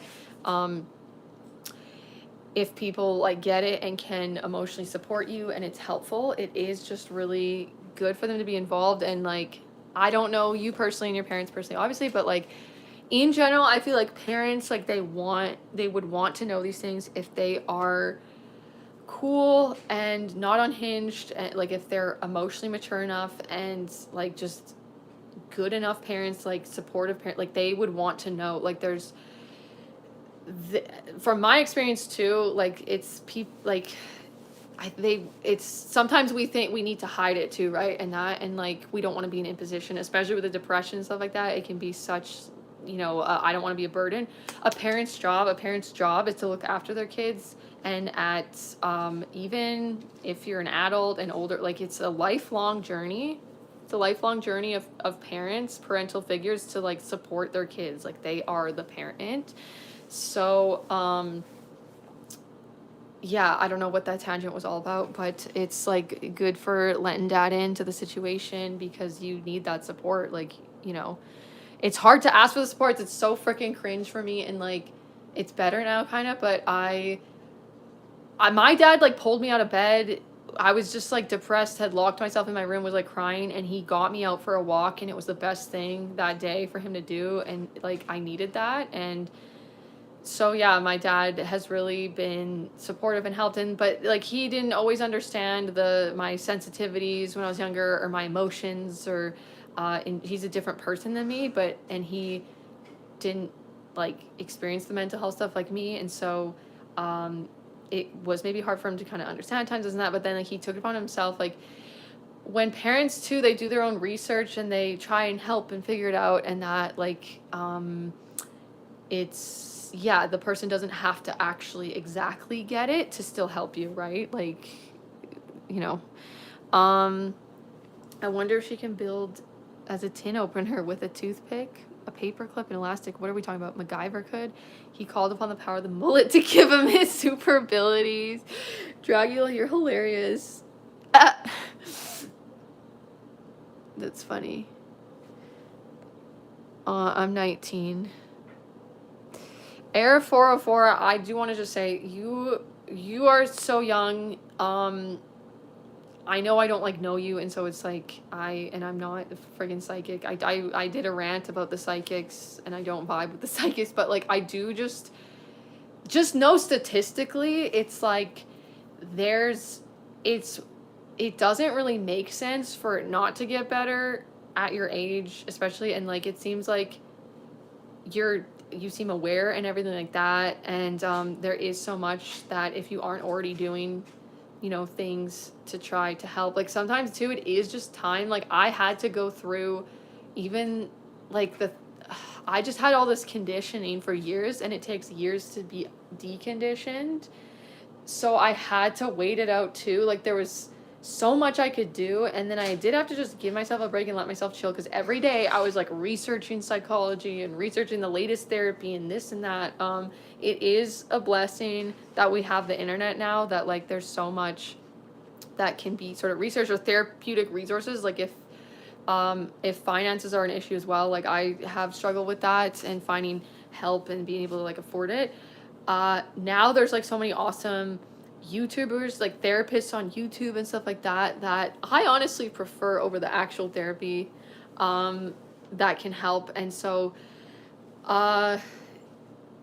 yeah, it's like I'm 30 now, and I still get the anxiety. It is just like a whole different life experience for me now, especially for me. The actually being myself, having a sense of self was like the hugest thing in life being worth living for me. Like, it's just was really, I don't know. It's like the sense of self thing for me was causing so much shame and then extra anxiety and everything like that and making life more unbearable. But I'm 30, and I could say like I was conditioned from very early on. Like, there was a lot of conditioning and like shaming in ways, and just like emotional ABUSE going on for so many, like they do say like this many years of a certain life experience too. And like, I know for me, I'm talking about my experience and like the ABUSE of it all, but I don't know your experience obviously and stuff like that, but like for me, there was like a huge connection to like life experience in that. So that's something worth really delving into and connecting the dots, like childhood experiences. If you were bullied or something like that, that can have like just major impacts on your mental health, obviously. So for me, it was like understanding for me like what was triggering it and where it was maybe coming from, connecting it. And then you'll know that once you discover that too. It's just still, it's a time game, unfortunately, too. Like, it's sort of, but it is a relief to know. Obviously, it's like for me, it was like, oh, okay, this isn't my fault. Because for so many years, I literally just was like, and I still do. I have like, I talk a bit about like I have those reactions to my own self of like feeling annoying about even being neurotic or whatever. Like, I can't help it. And it helped me emotionally survive in my past. Like, I had to actually thank it and not be all angry and reject it. But it's still like, I would consciously discover these things or know where my beliefs have changed so much, but I'm not just absolved from like all the guilt or all the shame at times or anxiety or things, but it's like a way different experience. And it did just like take so many years of like realizing the thing, but it was just like, it is the whole thing about the circuitry in your brain as well, that like there's a pathway with, if it's anxiety, depression, whatever, mental health stuff too. It's like it gets so ingrained and stuff like that. Like for me, I have such an ingrained urge to like ruminate, but I found ways to not have to ruminate. And it's just this like mind thing of believing, like remembering, oh right, I don't have to, like it's this urge. Like I just have automatic responses constantly automatic responses. And like for me, it's and with me, I've had a lot of OCD types of themes and stuff, and so I had to stop doing the compulsions, but also realizing, okay, this is OCD thought, there's nothing I need to do. And but so many times every day I'd have the same sucky thought, and it was like OCD over and over again. Like, but then eventually it does with time, like I started to have the thought pop up less because I cared about it less, but like it doesn't, sometimes I just have no control, and there's a thing that attacks me a lot of the day, depending on if it's like some triggering situation, and I have to just be like, okay, we're having this feeling again, but it's okay, and move on. And but yeah, it just like obviously takes time to rewire your brain, but drugs make it bad, but I felt good. My mental health, yeah, I was lucky that like for me, the substances of it all like would kind of actually make it worse for me. Like, I get more anxious if I drank alcohol. I would get really anxious the next day extra, like, so then it wasn't a reinforcing thing for me. But my partner Sean has definitely used alcohol a lot in the past. He's pretty sober nowadays, but like to release him from the stressful anxiety feelings, he also has like a physical nausea, discomfort all the time. And like, so for me, like very just so lucky that the substances like didn't work enough for me to like use them to self-medicate, because like it's absolute hell to have like the mental health and then an addiction issue like on top of that. Like, it's absolute. But it seems like you're aware that, yeah, it made it bad, and that you don't seem to be entangled in that constant addiction struggle. But if I'm interpreting what you are saying correctly, I know, girl, you don't need to tell me. Yeah. Then again, it's also been established that mullets can cause madness. Yes, Dracula, because it takes a certain person to to have a mullet. Some people never will, right? There's gonna be people living their whole lives. There's gonna be like Britneys living their whole life, never mulleting. They're never gonna ever get a mullet. The same as there's people that are never gonna be shaving their head off, and then there's gonna be some females who or theys who are female at the core, but who are theys who are identifying as theys. There's gonna be some, a lot of them are gonna shave their head, though. A lot of them are gonna shave their head and have mullets because there's a trend with that. There's a correlation. There's a correlation. But a lot of people, like the Britneys and the Sabrinas and the Ashleys of it all, are not going to ever experience a mullet because they're not wild and chaotic and neurotic like me, and I like to think, my ego likes to be like, pump myself up and be like, oh yeah, you know, Brittany's not as special as me to like rock the mullet, like she's not brave enough to like do it, and that's like my whole little thing. But I don't need to compare. But yeah, it's like when people don't get it now, I'm gonna think back to like, yeah, you could never, like if someone gives me a hard time about the mullet now, I'm honestly gonna be like, it's because you could never, and you're jealous. Like, you're jealous that you can't, like, you're not brave enough to do it, and I am. So yeah, that's my ego rant today. What is mullet? Can someone let me know, guys? It's what's going on.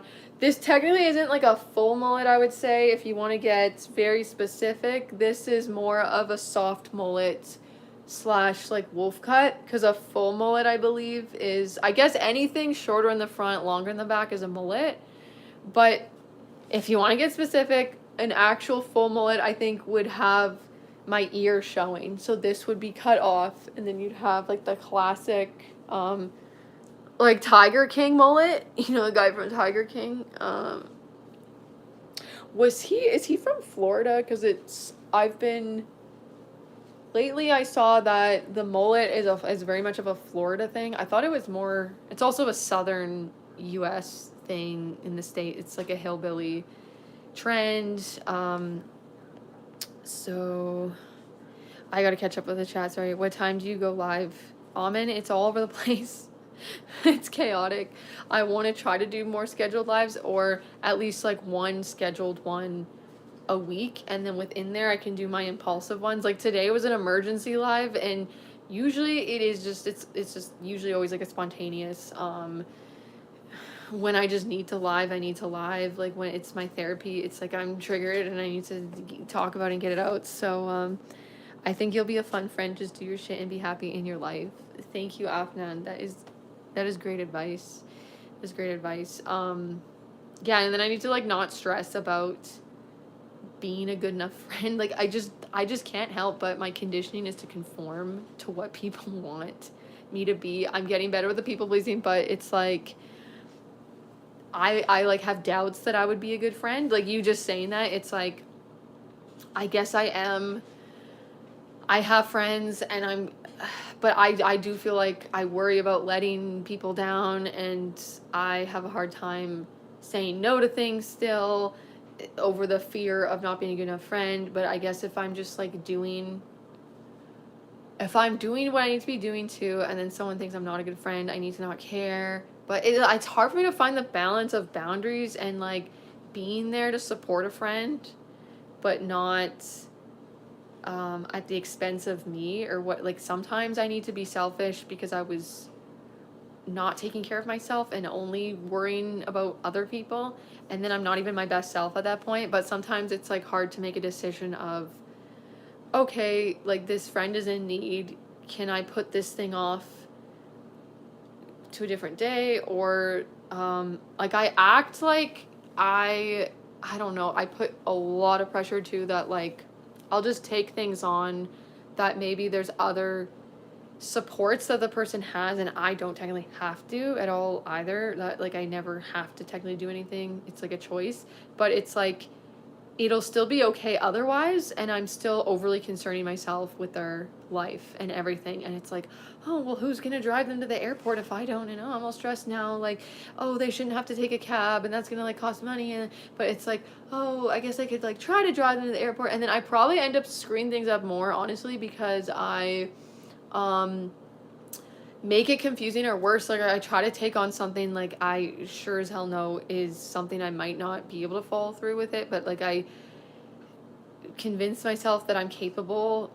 Um, and then I thought about the carpet situation again with the flooring. It just like popped up when I said that, and it was like exactly like the carpet. It was like treating myself more capable than not, and thinking I could like manage doing it the night before when I can't. So like I need to know my freaking limits and capabilities, and the person will figure it out. And it sucks though when everyone else gets screwed over because me thinking I can juggle all the things, and then it's like then so I actually can't, and then it's like, oh hey, sorry, I know I said I would do this thing but I can't. It's like it would have been so much easier. It would have been so much easier to just like initially be like, oh, you know, it's just a really not a good day for me, unfortunately I can't do that, sorry, and then they can figure it out, right? But then I'm like I'm over there like calling someone else in the family maybe, or like text being like, oh, would you be able to do this thing, or I don't know, my phone's dying, I don't know.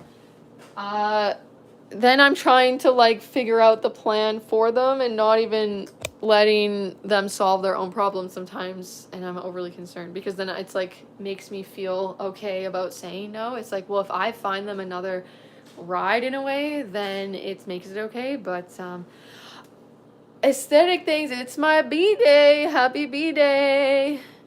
Happy B-day. I have to catch up on the chat, sorry. What time do you go live? Oh yeah, we answered that. It's chaotic.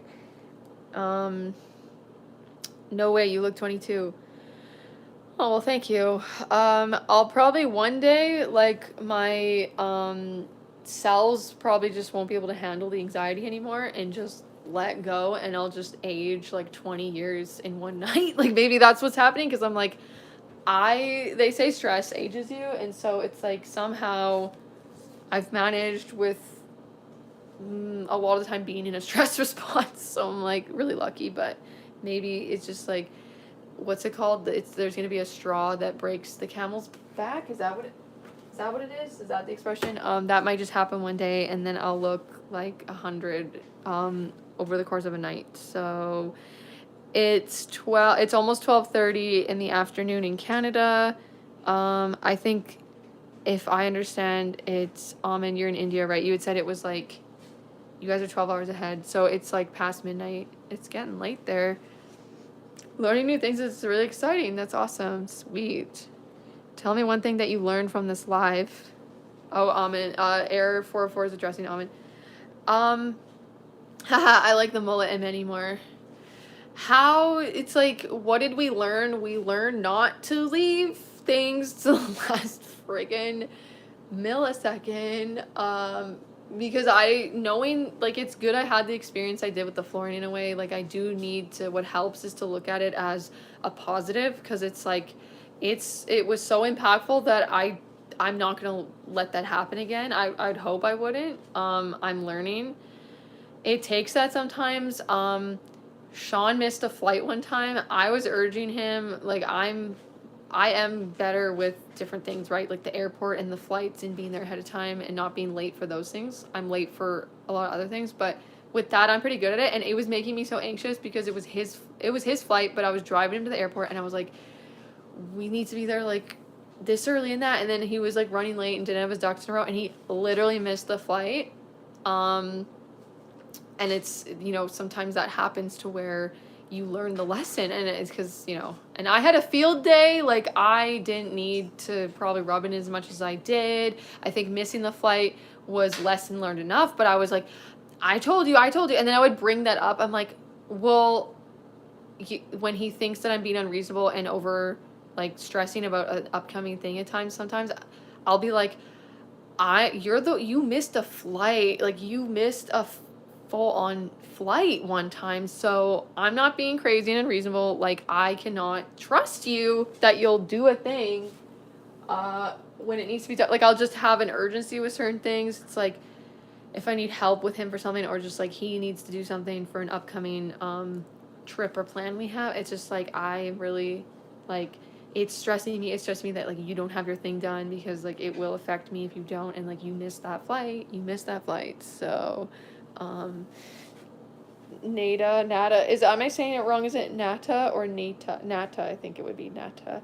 I watch business talks on Mondays. I don't think I've ever watched the business talks, because I'm so far from business mindset and vibes. Guys, I have a really hard time. Like, I do want to, like, my goal in life is to, I am an artistic person. I like doing video stuff and this and that. And then it's a broken record. I get it. It's a broken record if you know me and the whole music thing, that I just don't ever like actually finish or record or like market my music in a way too. And like, I do want to get that done. The podcast was a good start, because I got my podcast on Spotify, because like, if I finish recording some music and producing it, I want to get it on Spotify. And that whole thing was just like overwhelming me. It's simple, it's dumb, but it's just like, okay, Alyssa, figure it out. Just figure it out. It's not that hard. But I also had like the imposter syndrome, and like, do I have any right to put my shitty music on Spotify? It's just a stupid thing. But you have to market, like, yeah, if you want something like this, like YouTube, for me to be some sort of a career or something, you gotta market it. But like, marketing gives me an ick too. Marketing gives me such an ick, where it's like, subscribe, hit the bell, like, it's just like, I'm so tired of hearing it. So, but maybe I should delve into business talks to be better at marketing. Like, I need to market in my own way. It would be nice to, like, yeah, I don't have an actual job. Like, I have not found my career ever, or purpose. Like, I did different jobs, that I tried to do, and always struggled like mentally, and like just tried to get myself to be normal and do the thing. And I just was like, okay, I don't fit. Like, I don't know why I can't do what, like, the normal thing. Like, why am I having the anxiety attack, like getting so depressed, to where it's like, I just don't want to be here. Like, if I can't do this, like, I just can't do this for the rest of my life. Like, I don't know. I'm trying to like find my thing, and like, yeah, I don't want to just be poor my whole life, and just solely rely on Sean. And like, I want to have my own independence for once too. So I need to market my channel. And like, I did make merch, and then I don't like it. Like, I'm gonna show you the shirt. Okay, just a sec.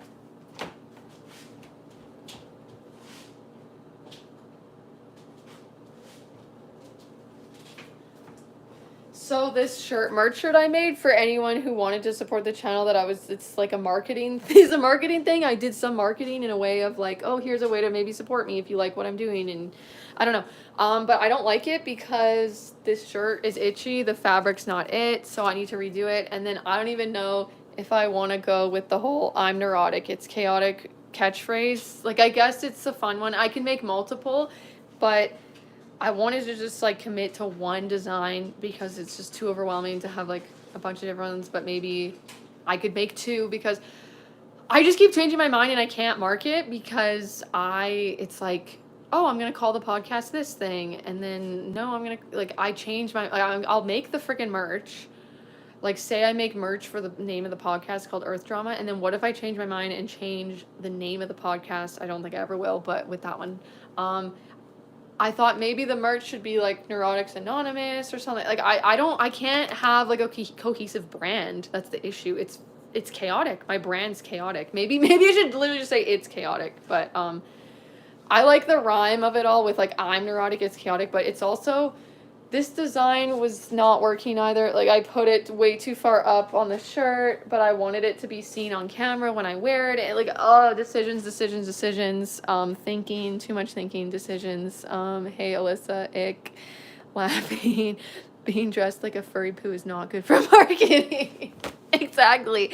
I also canceled myself. Like, I am not ad friendly apparently, but YouTube isn't as woke as TikTok. Like TikTok, they spammed me, my account got removed, I got it back, but then it's like that was not a good business venture to like turn the Diane Rhea character into a business. It's like I'm just gonna keep getting kicked off the platform, that no one's gonna be able to buy the poo poos sweatshirts. Like I did make a sweatshirt that says poo poos, and then I was developing a website for fun, like just that was going to have like the diagram of the gender pooed people, like the poo, all the poo genders and stuff, like shit self, shart self, stool self, poo self, of course, is the classic. And it was just like funny to me, but obviously that's, people think it's like, they think it's something it's not. I'm not talking about like legit trans people with the whole gender thing. It's like people have been making up crazy genders, like demon self and all that. Like that's what I was making fun of. But then like people tie it into just, it's just so all woke now and all grouped into this one thing of like, you're so hateful because you made a silly joke as like someone identifying as a poo. Like I feel like a piece of shit. All the time, okay? My pronouns are poo poos. Like why can't I have my identity, even if it's kind of for fun and not actually real? Like, oh, you're mocking people. It's like, who's identifying as a poo? Who am I actually mocking? Because I made a thing. I'm making it its own. What? Okay, it's a whole rant. But yeah, not marketable though. Not marketable when you're dressing up as a poo. But I swear I got an email from this like company, and maybe it wasn't real. Because I'm chaotic and not good with business at all. I didn't check my email, and I tried to reply back because it was someone trying to sponsor me apparently. Like it seemed more individual and not just like one of those mass like people trying to sponsor you but actually sort of trying to scam you or whatever. It was literally called like poo something. It was stuff for like bowel movements, or maybe it was like digestive enzymes, or it had to do with shit. And so they saw, it was very specifically related to my poo character. Like they contacted me about my TikTok or something, and then I tried to message them back. They said to message them on WhatsApp or something, and it just no response. Or I tried to reply back to the email, and then it said this email is like no longer in use. And then I was like, I missed my opportunity to sell poo products. Like it's so stupid though. It's so stupid. Connor is called a mullet, but more specifically, this version of mullet would be more of like a soft mullet because there's a lot of hair in front of my ear and not cut up to here. We did just go over this like 10 minutes ago. A soft mullet or like a wolf cut. Like a soft mullet and a wolf cut are kind of the same thing, but maybe there's like slight differences. I don't know. It's all freaking subjective too at the end of the day. But it's like mullet. It's a mullet. It's a mullet. Oh my god, I should probably go soon. I should work on the marketing, guys, but I can't bring myself to market. Like, I guess I promoted the podcast. I did last night. Was it last night? Yeah. It's all screwed up because I just don't sleep and I was so just pumped on the fact that I did a thing. Like I was like, ooh, I'm being all like professional. I did my podcast I put it on Spotify, and now I can be like, check out the podcast even if it sucks and stuff. I was just kind of like, I don't know. I was like, I was excited that I couldn't go to sleep. So then I did a live stream called podcast promo. Didn't do it right though. Didn't even market it right. I didn't even like put the freaking podcast link in the description for the live. I didn't even tell people it was on YouTube. I probably didn't even say where to get it from. Like I did such horrible marketing. Some people are in the habit of pointing out on others and judge them and compare with them. It's really annoying. Yes, it is. It is, and it's hard not to care, me especially. And then people are like, why do you care? And then I'm like, all judgy of myself about why I'm even doing the thing of caring. It's like, yeah, I'm so stupid for even caring. But yeah, it's a human thing. But yeah, people with those habits of like pointing out on others, like judging others, obviously, it's really usually always like the reason for that is they have issues themselves. Like they want to feel better about themselves, so they have to point other people and try to bring them down and be like, they have judgments of their own selves and probably feel insecure, and they probably do the same thing too. A lot of this stuff comes from like self-rejection of the very thing that they don't like or have an aversion of. Like, if that's how I see it too. That's just how I cope. Like, that's just seems, it makes sense to me. Like, if there's people that have an aversion to like that I share so much, or it's like, you shouldn't share that, or you need to be proper. Like, why are you, like, there was a guy in my comments that was just like, on me about, I talked about like meditation and awakening in one of my videos, and then he became the awakening police. And it was like, don't you think these like enlightened people would be like stoic and not just rambling and like how I am and this and that. He was like trying to tell me how to be, and I was like, dude, like, I just cannot be told. And it's also like, I was like, maybe you're projecting, like, maybe they have judgments. I don't know. Yeah, if it's, I'm like, I don't really care anymore about that, especially too. It's like, if it's, just click it off if it's like triggering you, if I'm triggering you in that, or like, I just don't care. I don't care. It's like, you shouldn't do that. You shouldn't do that. Ooh. Like, okay, mom. Okay, dad. Okay. Like, I just don't care. I'm like, maybe you don't let yourself do things. Like, maybe you can't just have fun and be unhinged and do like a cringe dancing in your videos, or make like a poo video. Like, people are like, oh my god, like a 30-year-old woman is like making, how immature to be making a video like identifying as a poo or whatever, like dressed up as poo. Like, yeah, it's freaking ridiculous. It's ridiculous. It's silly. Like, that's me being myself, that like, I have fun. It's like, okay, what's a boring name? Okay, Lorraine, that can't ever have fun. Okay, non-ever having fun Nancy. Like, police everyone that's having fun. Yeah, I'm immature as fuck. Like, I don't care. Do I know any scary stories? The scary stories will trigger, sometimes if they have to do with the paranormal, they will trigger my, they will trigger that phobia, but,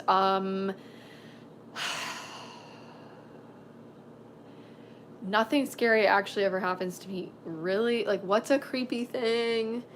What is scary for me? I'm just too privileged to be actually, the scariest stories are in my head, really.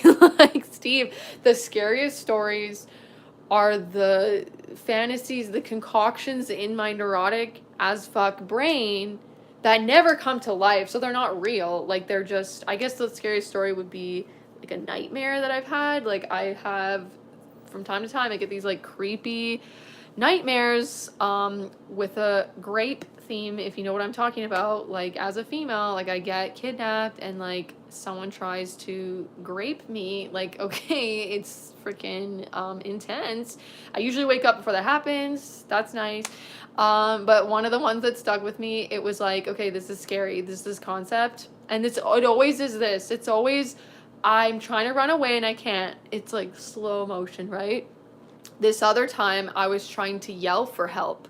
This guy kidnapped me, and he was kind of carrying me, I think, like over his shoulder, like from my house or something. And I felt like the scenery was kind of nice. It was cool. It was really cinematic. It was pretty cool. I felt like I was in Europe or something. There was like all these people on. It reminded me of Greece, where in, say, Athens or something, you just have like all these apartment buildings and all these balconies and everything, and like all these people that are living there. I'm not in a big city like that, so I was like somewhere, maybe it felt Mediterranean in a way, but it was definitely a city. It felt like Athens almost. So it was a nice, bright, beautiful, sunny day. Unfortunately, I was getting kidnapped to be able to enjoy it, but there was people on the balconies. Like, there was people all around. This is such a metaphor for this nightmare I had was like a total just metaphorical explanation for my subconscious feelings, right? In a way, I was screaming for help. I was trying to scream for help. Like, there was people right there that could have saved me, could have helped.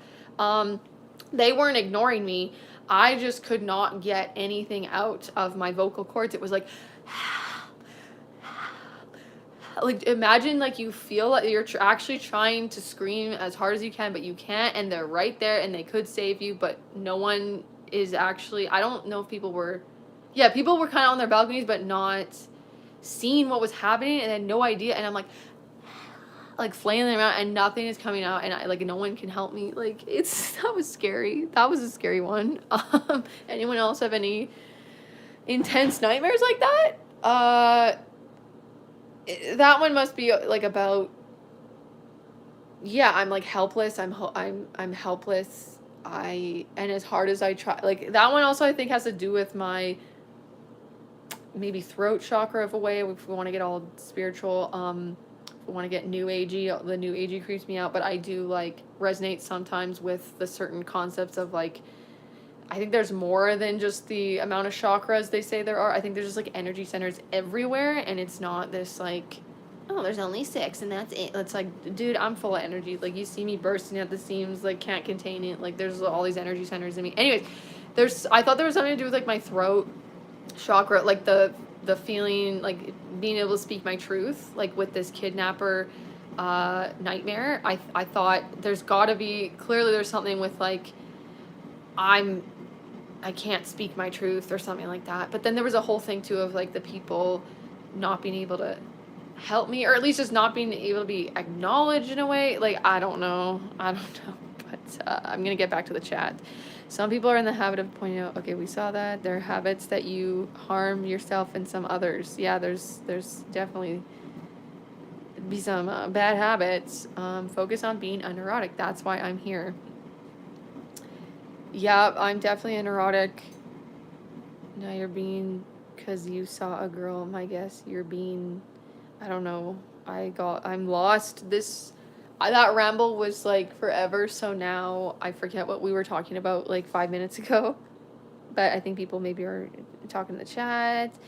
Billie Eilish, yeah, it's someone on the Internet Rabbit Hole Daily channel with Sean, we had this Reddit, and someone posted on there that I was like the light, it was Billie Eilish light version or something, or like the Wish version of Billie Eilish. I can't remember what it was. Maybe it was like Billie Eilish light. They made a side-by-side photo of her and me, because I have a photo somewhere, I guess on my Instagram, that I dyed my hair blue and tried to get an outfit. I literally put like a studded belt around my neck because I had like no actual chunky necklace thing that she wears. I tried to just totally dress and look like her and took a photo. So on the Reddit for our other channel, someone said I was like the Wish version or the Billie Eilish light or something like that. So like the not as good version of Billie Eilish, which I totally agree. Like I don't even deserve to be like compared to her at all. Like the thrift store version or whatever of it all, if you will. Like I don't even think I'm in that realm. Like people say, I don't know, she's just perfection to me. Like her face, like she doesn't have a crooked nose like me. And but then again, yeah, I don't know, yeah, I appreciate the that somehow I'm like in her, like how am I even, what's the word I'm looking for, in her league? Like how would I even be there? But you guys, people just see the resemblance, I guess, and it's fun. So Billie Eilish watches too much Twitter. Yeah.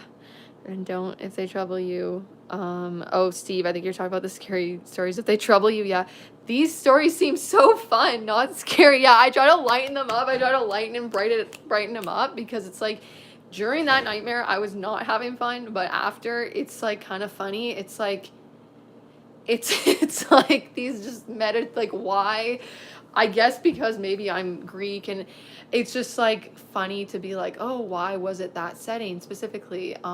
Sometimes it seems random, sometimes it seems like maybe there's something to it, and I just love embellishing the stories, like spicing them up, adding all the extra unnecessary details for it, and like I'm trying to be also an entertainer and also maybe a try hard, and then I just want to cringe at myself. But okay, she's gorgeous. You are too.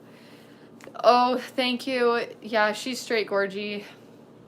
Her eyes too. Her eyes are like so fierce and blue and just piercing. She's just like, or she's doing her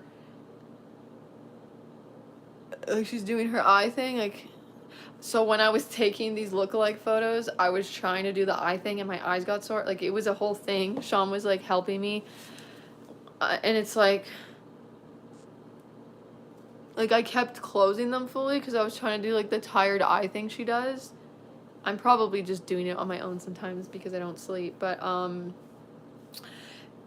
her look, like that gaze she does, is very it's a vibe, it's an aesthetic, and I'm like, how does she keeps her eyes open, it's not like she's like shutting them, but it's like she rolls them back. I was having a hell of a time getting the photo with the right expression on my face. What is neurotics? Is that what you study? I have like an A+++ in neuroticism, Steve. Yes, I do. Neurotic is all things neurotic. Like it's just like different mental health things, I guess you could say. I just feel like I can't get a concise enough for me definition of the word neurotic. I guess it means okay, this is the simplicity of it. It's non-mentally stable people, from my knowledge. And I don't mean that as an insult. Like, I'm here to accept myself as a mentally unstable person and everyone else who is also neurotic, okay? We're accepting the fact that, first of all, we're not boring like the stables. We're not boring. And they've had their time to shine and be stable and boring and just like this all day, and not like this. Not like this. Like the neurotics. It's like the neurotic thing for me, it's like the ruminating of it all, the overthinking of every single thing. Like, and I have, a lot of my friends relate to this too. So I'm in my world of like fellow neurotics as well. And then I forget that I forget the stables exist sometimes. And then I feel like I don't need to do this and hide myself, but like the stables get freaked out a lot of times by the neuroticism. And also for me, I'm like overly self-aware and just fine attention to detail. Like, this stuff is maybe grouped into neuroticism, but it's just creativity. Let's just call it let's just call it the creatives too. We should probably just start calling it that. It's sort of like if I were to tell my stories to some of the general public, like the stables specifically, they don't want to hear it. It's just like, okay, it's just simple. It's simpleton. They don't want to hear my dramatized version of my nightmare, and that it was like, oh, okay, actually it looked like I was in the Mediterranean, and there was like, and there's, oh, well, maybe was it that, or was it this, or it's just like active overthought, like overthinking sometimes out loud, like. And the neuroticism is just like, I am really, I can also just now kind of turn it off. Like, I can just choose to meditate if I want to, but it's just this creative mind of mine that it's like, and it's ADHD, like, as well, like I have that, and it's just all over the place. It's not mentally stable, but I love it for me, honestly. Now I'm loving it for me. I used to like really reject it, and sometimes I do reject it because I feel like I'm too much for people. Lots of studies show vitamin D helps with anxiety and health. Yes, it does. I gotta remember to take mine, guys. I have it right here. It's expired, but apparently it still works for a couple years after that. I just want to use this one up and then get the brand that doesn't have like sunflower oil in it, because I don't need to be having sunflower oil. I don't trust that, but I have a hard time just like throwing this out and getting a new one. This is the other one that I had. This is made with olive oil, so it's better. And then also omega-3 is really supposed to help with the neuroticism. So I gotta take those right now, actually. I've had to pee really bad for like the last, what feels like an hour, and I should probably not pee my pants live on a live. But I don't want to go, like, part of my neuroticism too is like, I don't know, I just like can't, I don't want to like let the people down, even if it's for like 1 minute of me having to just relieve my bladder. People pleaser. So yeah, like people pleasery really tied into neuroticism. I would say, like, I'm not the expert on it, but I don't know. You can look up the official definition of what it says, but I think it's, like, just basically saying chaotic as fuck. I looked this definition up because of my neuroticism. I look it up so many times over and over again because of my neuroticism, because it's, like, I don't trust myself enough to present the definition on my own. Like, I have self-doubt, imposter syndrome, all that, so then I have to, like, re-look it up. It's, like, neuroticism as well for me. It's, like, it's OCD types of behaviors and stuff like that, too. It's, like, repetition. It's, like, saying something, redoing something over and over in that. Neurotic means you're afflicted by neurosis, a word that has been in use since the 1700s to describe mental, emotional, or physical reactions that are drastic and irrational. Yes, the big key word is irrational, but at the same time, I did discover, like, a lot of healing the shame of my neuroticism was discovering it was rational for me. I get in, like, it's irrational and rational, like, for me and my life experience and the, like, emotional trauma of all and conditioning.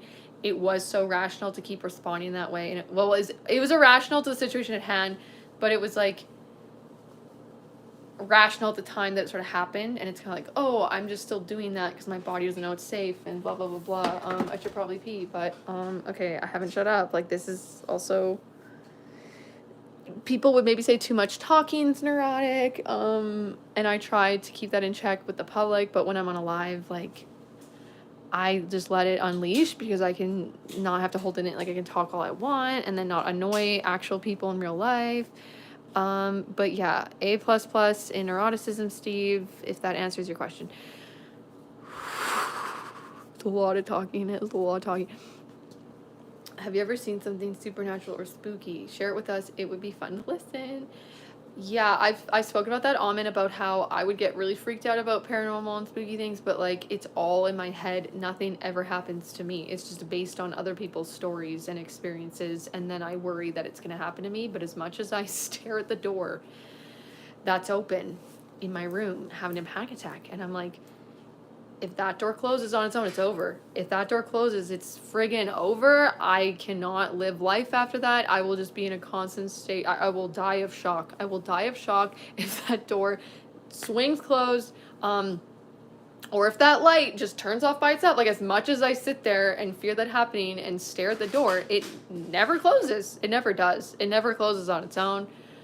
One time an appliance turned off on its own or turned on. I think it was like a humidifier, and I was freaked out, and I was like, Sean, why did it just, like, shut off?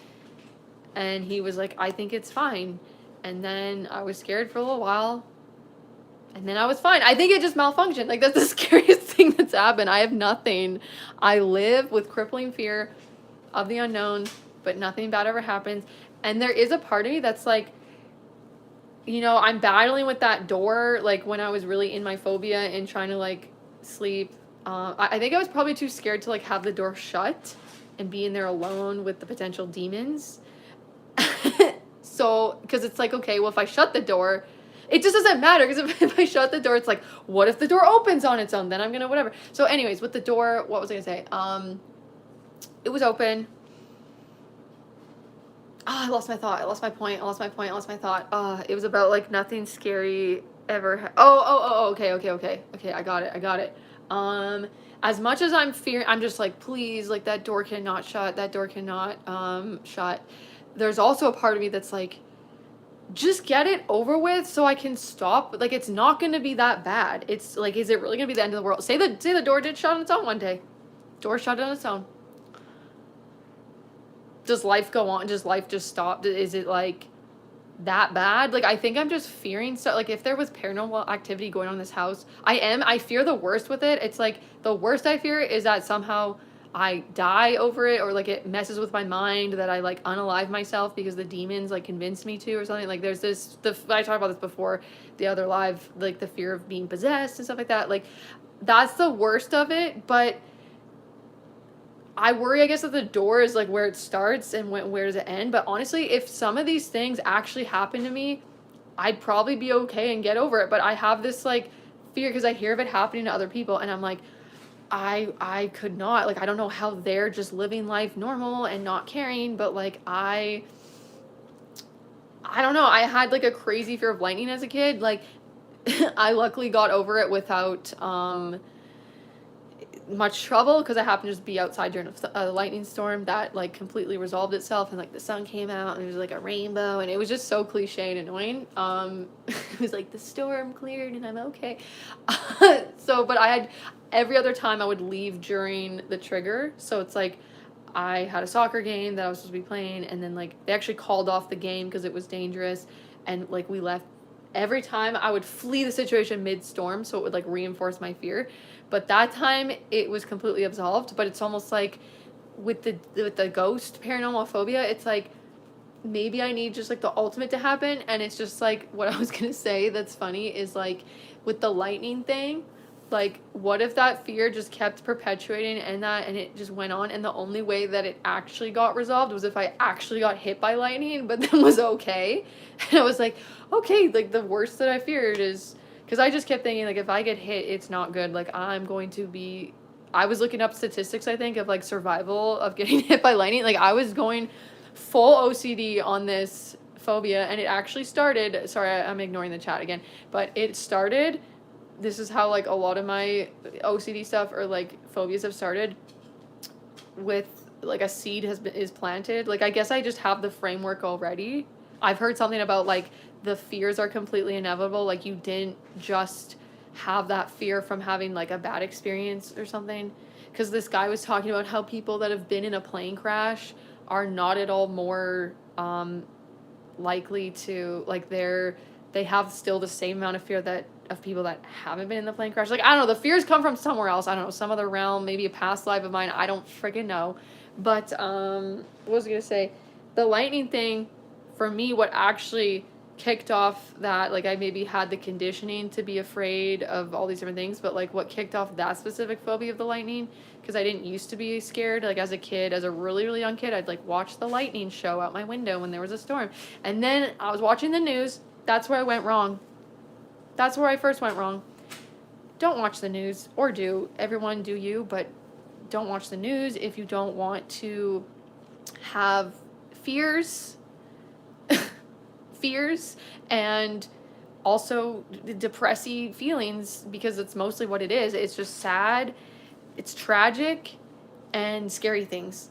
And it was these people, I think they were in Vancouver. I'm in BC, Canada. I'm not in Vancouver, but it's kind of near, I don't know, it's in my country. It was a local news thing, like local-ish. These people's house got hit by lightning, and it like hit their roof. But the people were still okay, they were fine, but that was enough to really scare me. That sort of like started kicking off this like, oh, that lightning could do some damage. Like that lightning be fucking up roofs, like that. And I like heard these myths in the past before that, I think, that like lightning can go through a window, or I thought I heard, this is probably a fake story, but I swear someone said, I don't know if they knew someone or they just heard of this happening one time in the history of humanity, like that lightning actually went through the window and like hit their TV in their house. I don't know. I just started to feel really unsafe during thunderstorms in my house, in case that were to happen in some way. And even logically knowing I just couldn't even be in the upstairs of a house. I had to like do all the protocol of what they say when a bad thunderstorm happens. I don't know. I was like Googling like where should you be in the house when there's a thunderstorm. Like I was safe enough in the house. Like windows were closed. It was not getting through the window. I don't know what the frick I thought was gonna happen. But I'd be like crouched in a closet in the basement, like under a bed, just like with a stress ball, just like like I went to my friend's one day and she also had this phobia, and we were in the basement, and like she's like, I have stress balls, like, you know, those like balloons filled with flowers. She was like, oh, we can go in the basement, we can hide in there and not be upstairs, and then we can like squeeze our stress balls. Like that's what we would do. Like what?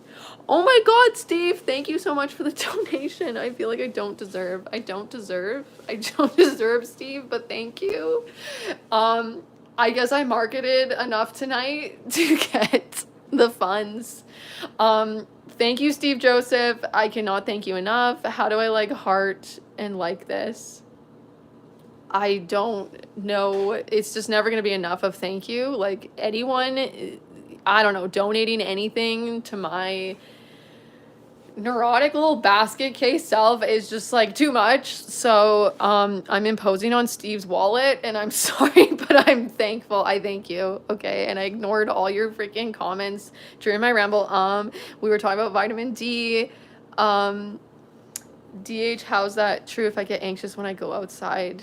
I don't know what DH said. Oh, the vitamin D. Yeah, the vitamin D helps, but it does not like solve it completely, obviously. Facing fears is the quickest way to get over them. Yeah. I thought to do that I should like face the God, I lived in a house with when the ghost phobia was really intense. I lived in a house with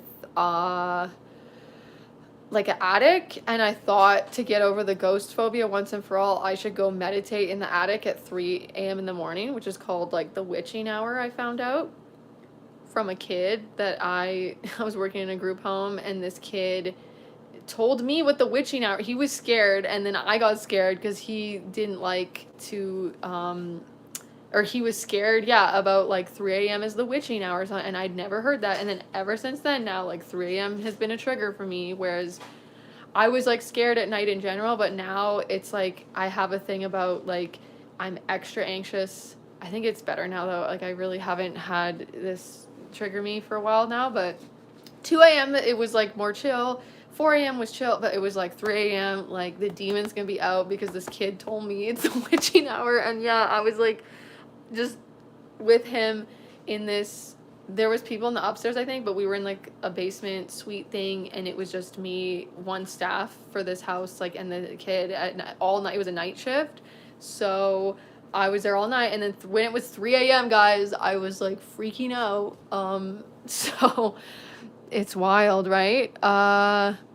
So yeah, I'm like, maybe I should like I should go in an attic or go to some really scary place at 3 a.m. And then, but it was too much. Like I tried to do some exposure with this fear, and it was like everything that I was maybe thinking of doing or slightly tried was like too intense. So I needed to make it sort of smaller. But yeah, it's the exposure therapy does help. My God, the way you jump topics, you surely study neurotics, no doubt. LOL. Yeah. Some people call it ADHD, and others, it's just majoring in neuroticism my entire life, right? And becoming an expert, having a doctorate of in neurotics. So, hello. I take fish oil pills, vitamin B12.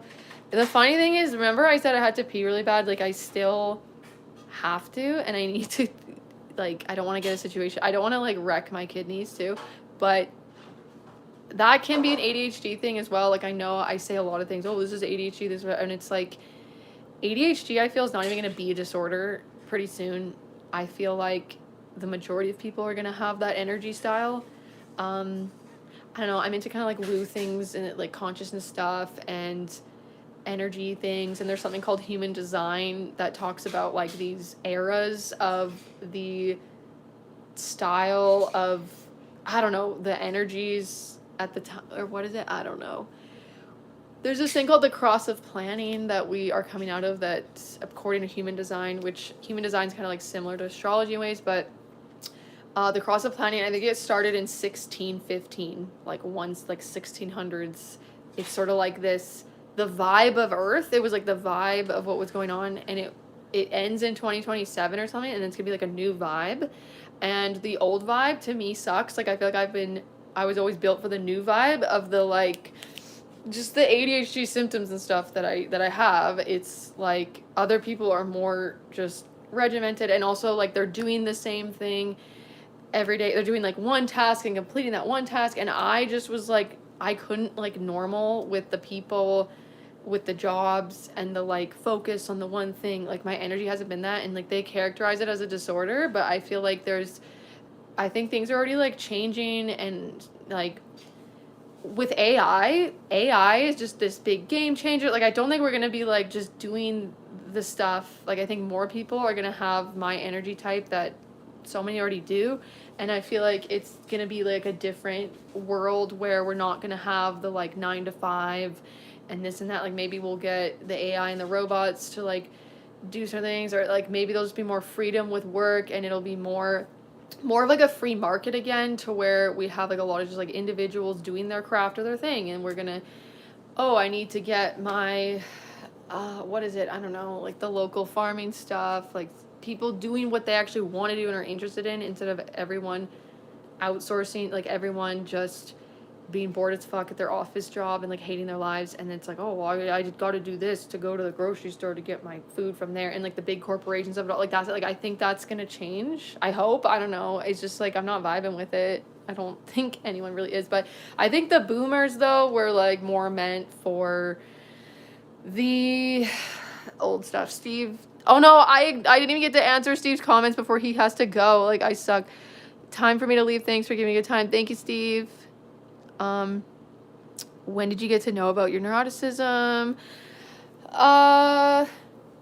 It's been a whole life journey, I guess, Amin, but I first like kind of learned about the word anxious when I was about 15 years old. I'm sure I had heard it, but it was like I discovered I was anxious, like, oh, this is anxiety, what I'm having. I was Googling what was going on with me, because I was always I was anxious about, I had a fear of blushing, which I still do at times, like, you know, it acts up here and there, but I was having like a type of a social anxiety, and I was like constantly obsessing and worrying about blushing in front of people, like going red and going flush, like getting embarrassed.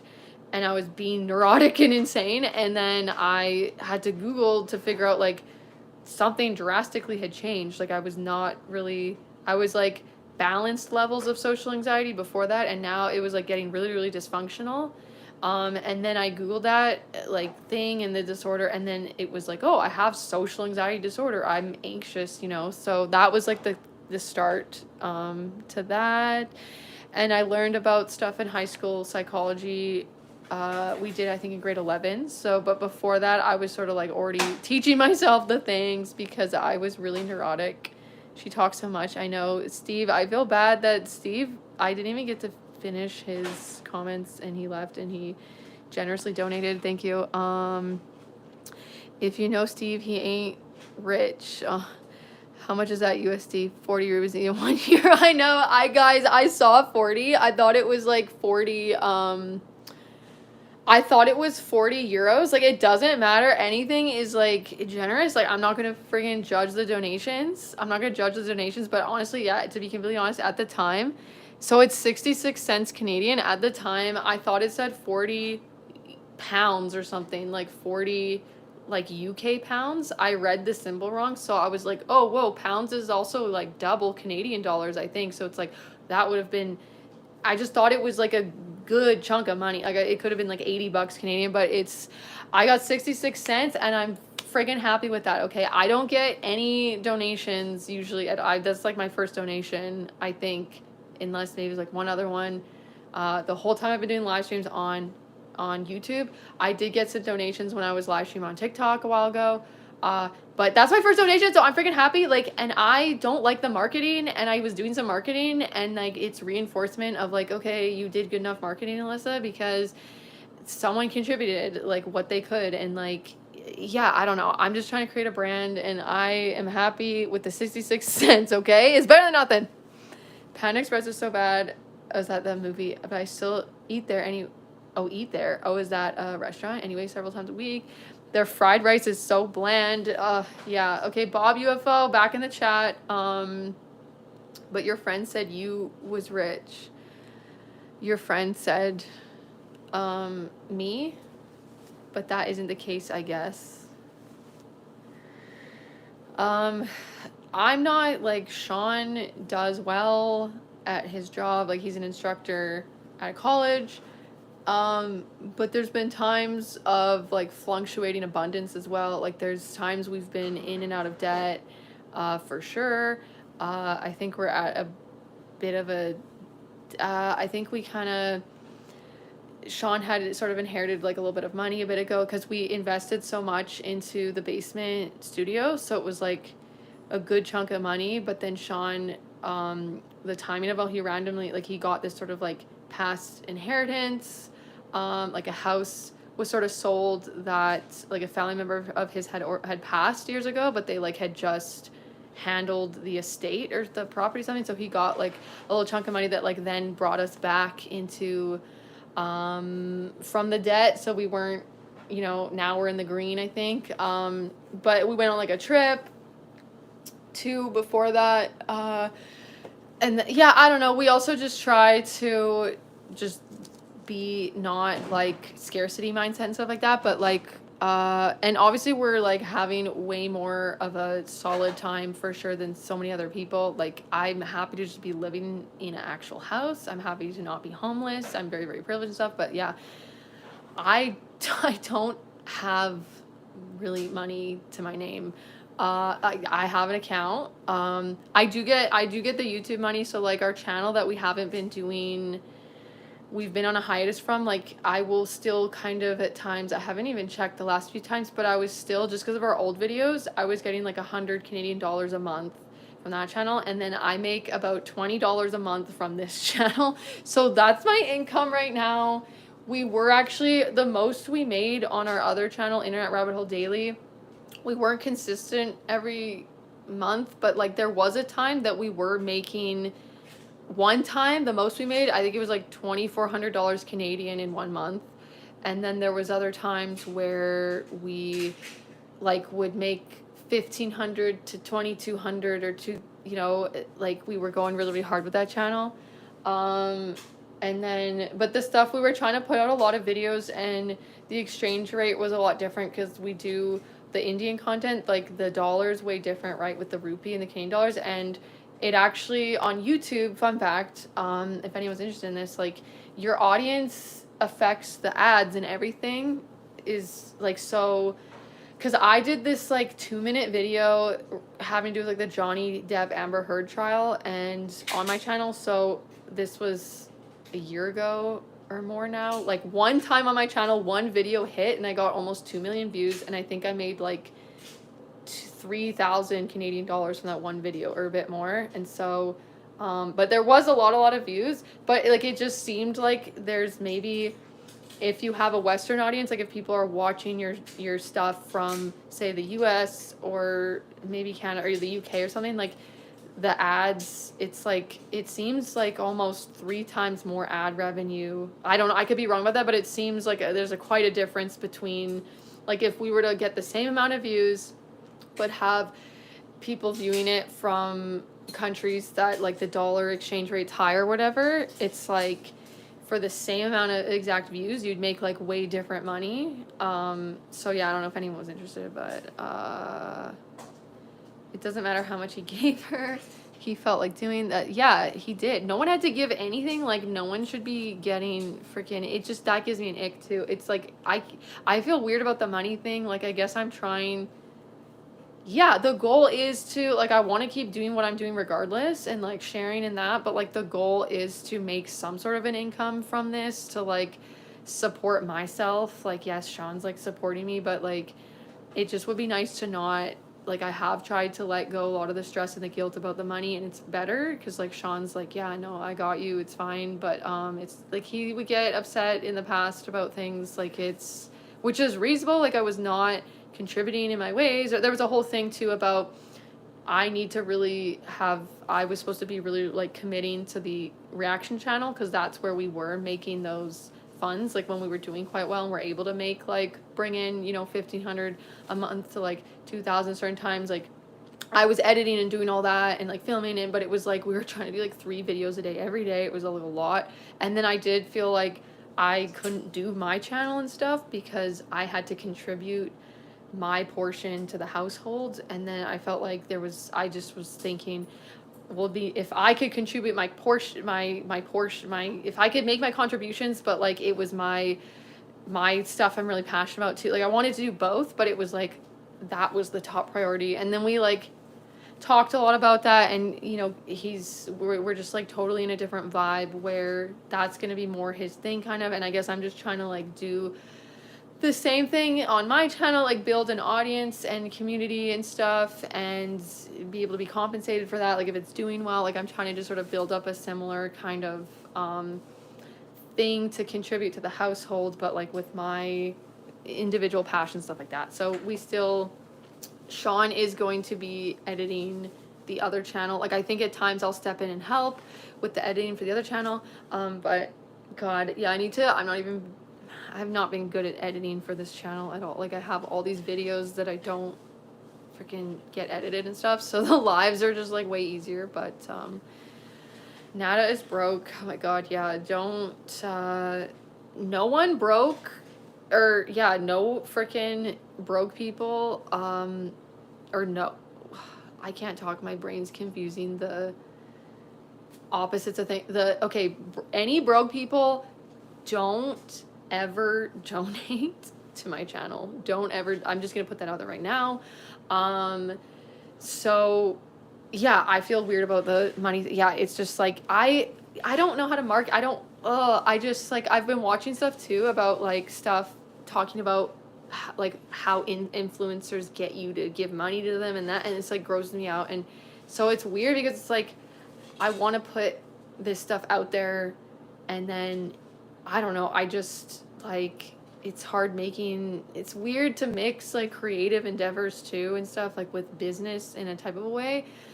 But I want to stay completely authentic and true to myself too, and like not be I don't want to turn into a cult at all is my goal, and I don't ever want to pressure anyone to give me money. I don't want to ever pressure anyone, but I'm trying to find ways to like give an opportunity if someone just wants to like support the channel. And so one of those ideas was like the merch that didn't go well because I need to redesign it and make sure this material isn't itchy and sucky, because also I will not sell something that I don't like myself and that is nice. So yeah, it's like that's the vibe here.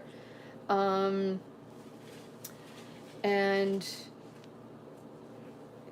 yeah, it's just like, oh, I guess another thing that I want to do, honestly, yeah, it's like weird with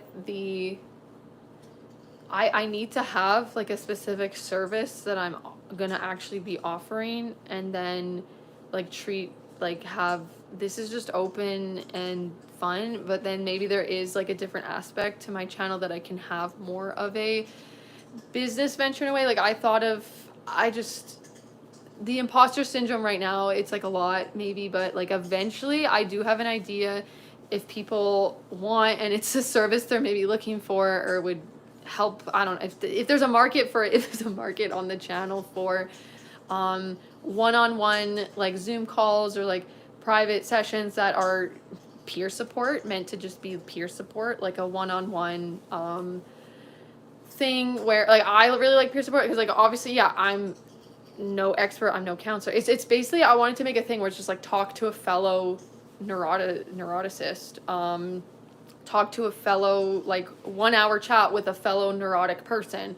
And so then I would make a schedule that I'd have to stick to. Like I was already thinking about this idea and getting like stressed out. Like I might, to make it work for me in the neuroticism, if I did scheduled sessions, it would maybe have to be scheduled morning of. Like I would like open the slots on certain days, but like maybe I would make a whole sign up is like 8 a.m. to 10 a.m. and then I'm gonna close it and then have another. I don't know. I was thinking the way that I could do it that doesn't involve planning way ahead of time. Like I don't want people to book a session 2 weeks in advance and then me not to be my best self at the time that it happens. Like maybe I'm not gonna be good at like what I want to do is hear their stuff. This is me shouting at everyone. This is me shouting and spewing my stuff. This one-on-one sessions would be me shutting the fuck up unless you want to know my thoughts. In a way, it would be like your chance to like spew your stuff at me, and it's just sort of like a peer support of like someone with lived experience that's like also working through the same things and trying to get through it. So yeah, I thought of having those like sessions that I'd offer, and then there would be a certain cost, or like there'd be a scale of the, like it would be more like that side of the thing. So And why do you always undermine yourself? Be confident and straightforward. I know I need to be. It's like this weird. It's a self-protection thing of, even though sometimes I'll sort of believe, um, I'm being real, but then I'm not, I kind of like I still like do this compulsion to protect myself maybe from messing up or getting attacked. Like I don't know. It's like then I don't, if I mess up, it's like I warned you. Like if I say I don't know what I'm doing, like I suck, whatever, and then because it's like absolves me of the like overly perfectionistic standards that I hold myself to. So it's sort of me being like, I'm probably not good at. I'm not like I might. I need to be more like actually real about it though, where it's like, okay, I'm not absolutely horrible, but I'm a human, and I'm not. I don't know. I'm just like, I don't know my capabilities too. I will stress still sometimes before the lives or the beginning of the lives. I'm like, oh, I don't know if this is gonna go well at all. Like, I don't know if I can. Last night I was like, I don't even know if I can do this today. Like, this just might be a mistake. Like, this, I don't think maybe I should have done a live. And then somehow, I don't know, I just like go on my tangents because people chat and they're awesome and they bring the topics to the table for me to talk about. But yeah, so the sessions would be, I guess, me giving my advice or any suggestions, but I'm also someone who's like, I really don't want to be, I don't ever want to be idolized in any way ever, that it's like, oh, what would Alyssa do, or what, like, I don't know, I don't want people to be like influenced at all so much by me. But what I'm doing is like called being an influencer, but now it's like, that's an ick, guys, sorry, it's an ick, like, ew, I'm influencing the people. I guess you can influence them, like, I don't know, it's, I don't want to have this impact on people's, I just want to help people to empower themselves. As cliche as that might sound, it's like, that's the content that helped me. I've mentioned I really like listening to this person, Jessa Reed. She actually has a new podcast that's on YouTube, because she's been doing a lot of Patreon stuff for the last while. So I have her Patreon, which is Patreon podcast, but she's just started like a new podcast. She has these old ones called, there was the first one's called Mormon the Meth Head, and then she had a podcast called Soberish, and then Awakening OD, and then she has a lot of different things that she's done, and I just relate a lot to her. She also has like the ADHD sort of stuff, but it's like spiritual things, but not like new agey spiritual. Like, she's just also just real and more herself and blunt, it seems, and she does not at all, she's not ever been trying to be this like guru that knows the things and this and that, and it's been like, it's kind of like from the beginning of when I was listening to her too, it was like you got to experience her actually realizing brand new things about herself and about her trauma or her beliefs and things like that, and like you're on that journey. And so I really vibe with that stuff, and so yeah, I'm just also, I want to bring like a similar type of vibe where I'm not trying to preach anything. I don't want to be preaching anything. So even the one-on-one sessions, it would just be like, I always just want to affirm like how the other person feels and everything. But I guess like I would be given maybe my 2 cents, but it's also like, take what resonates, leave the rest. Yeah, your advice yesterday was pretty flawed. I'm sure it was. Yeah, I don't even know what I was getting advice on. There was like a few different things, but yeah. Oh, the carpet, yeah. No, it got done. They're coming back to finish the flooring, but the whole the story of the carpet was it didn't get done, but it got done because I just paid them extra to do it. But it was just like a bit of a situation because I procrastinated on the whole thing, and I thought they were showing up at 2:00, but there was no set time. So the carpet was not done because they showed up at 9 in the morning and not 2, and like they just did the carpet themselves. Like, I had the option to do it myself or not, and that's what they had in the scheduling. And yeah, I was going to get them to do it anyways that day, but I thought I had time before they even arrived, but then I didn't. So even if maybe I could have ramshackled it before they arrived, I didn't get it done. So they got it done. I didn't get it done, but I should probably go now because I did not go pee and it's been a thing. And good night, guys. Be happy, keep smiling. Life has more things than we think. Yes, it's so true. Have a good night, Amen. Thanks for joining. I really enjoyed the chat, you contributing so much to the chat, and giving the topics, and just sharing your stuff and everything. Like, it's it was a good time. Yeah, I enjoyed it. Love the hair though. Mullet. Yes, it is a mullet. But I'm gonna go now. I'm gonna go pee finally. And thanks everyone for joining. Have a great day or night or whatever, and we'll see you in the next one. Bye.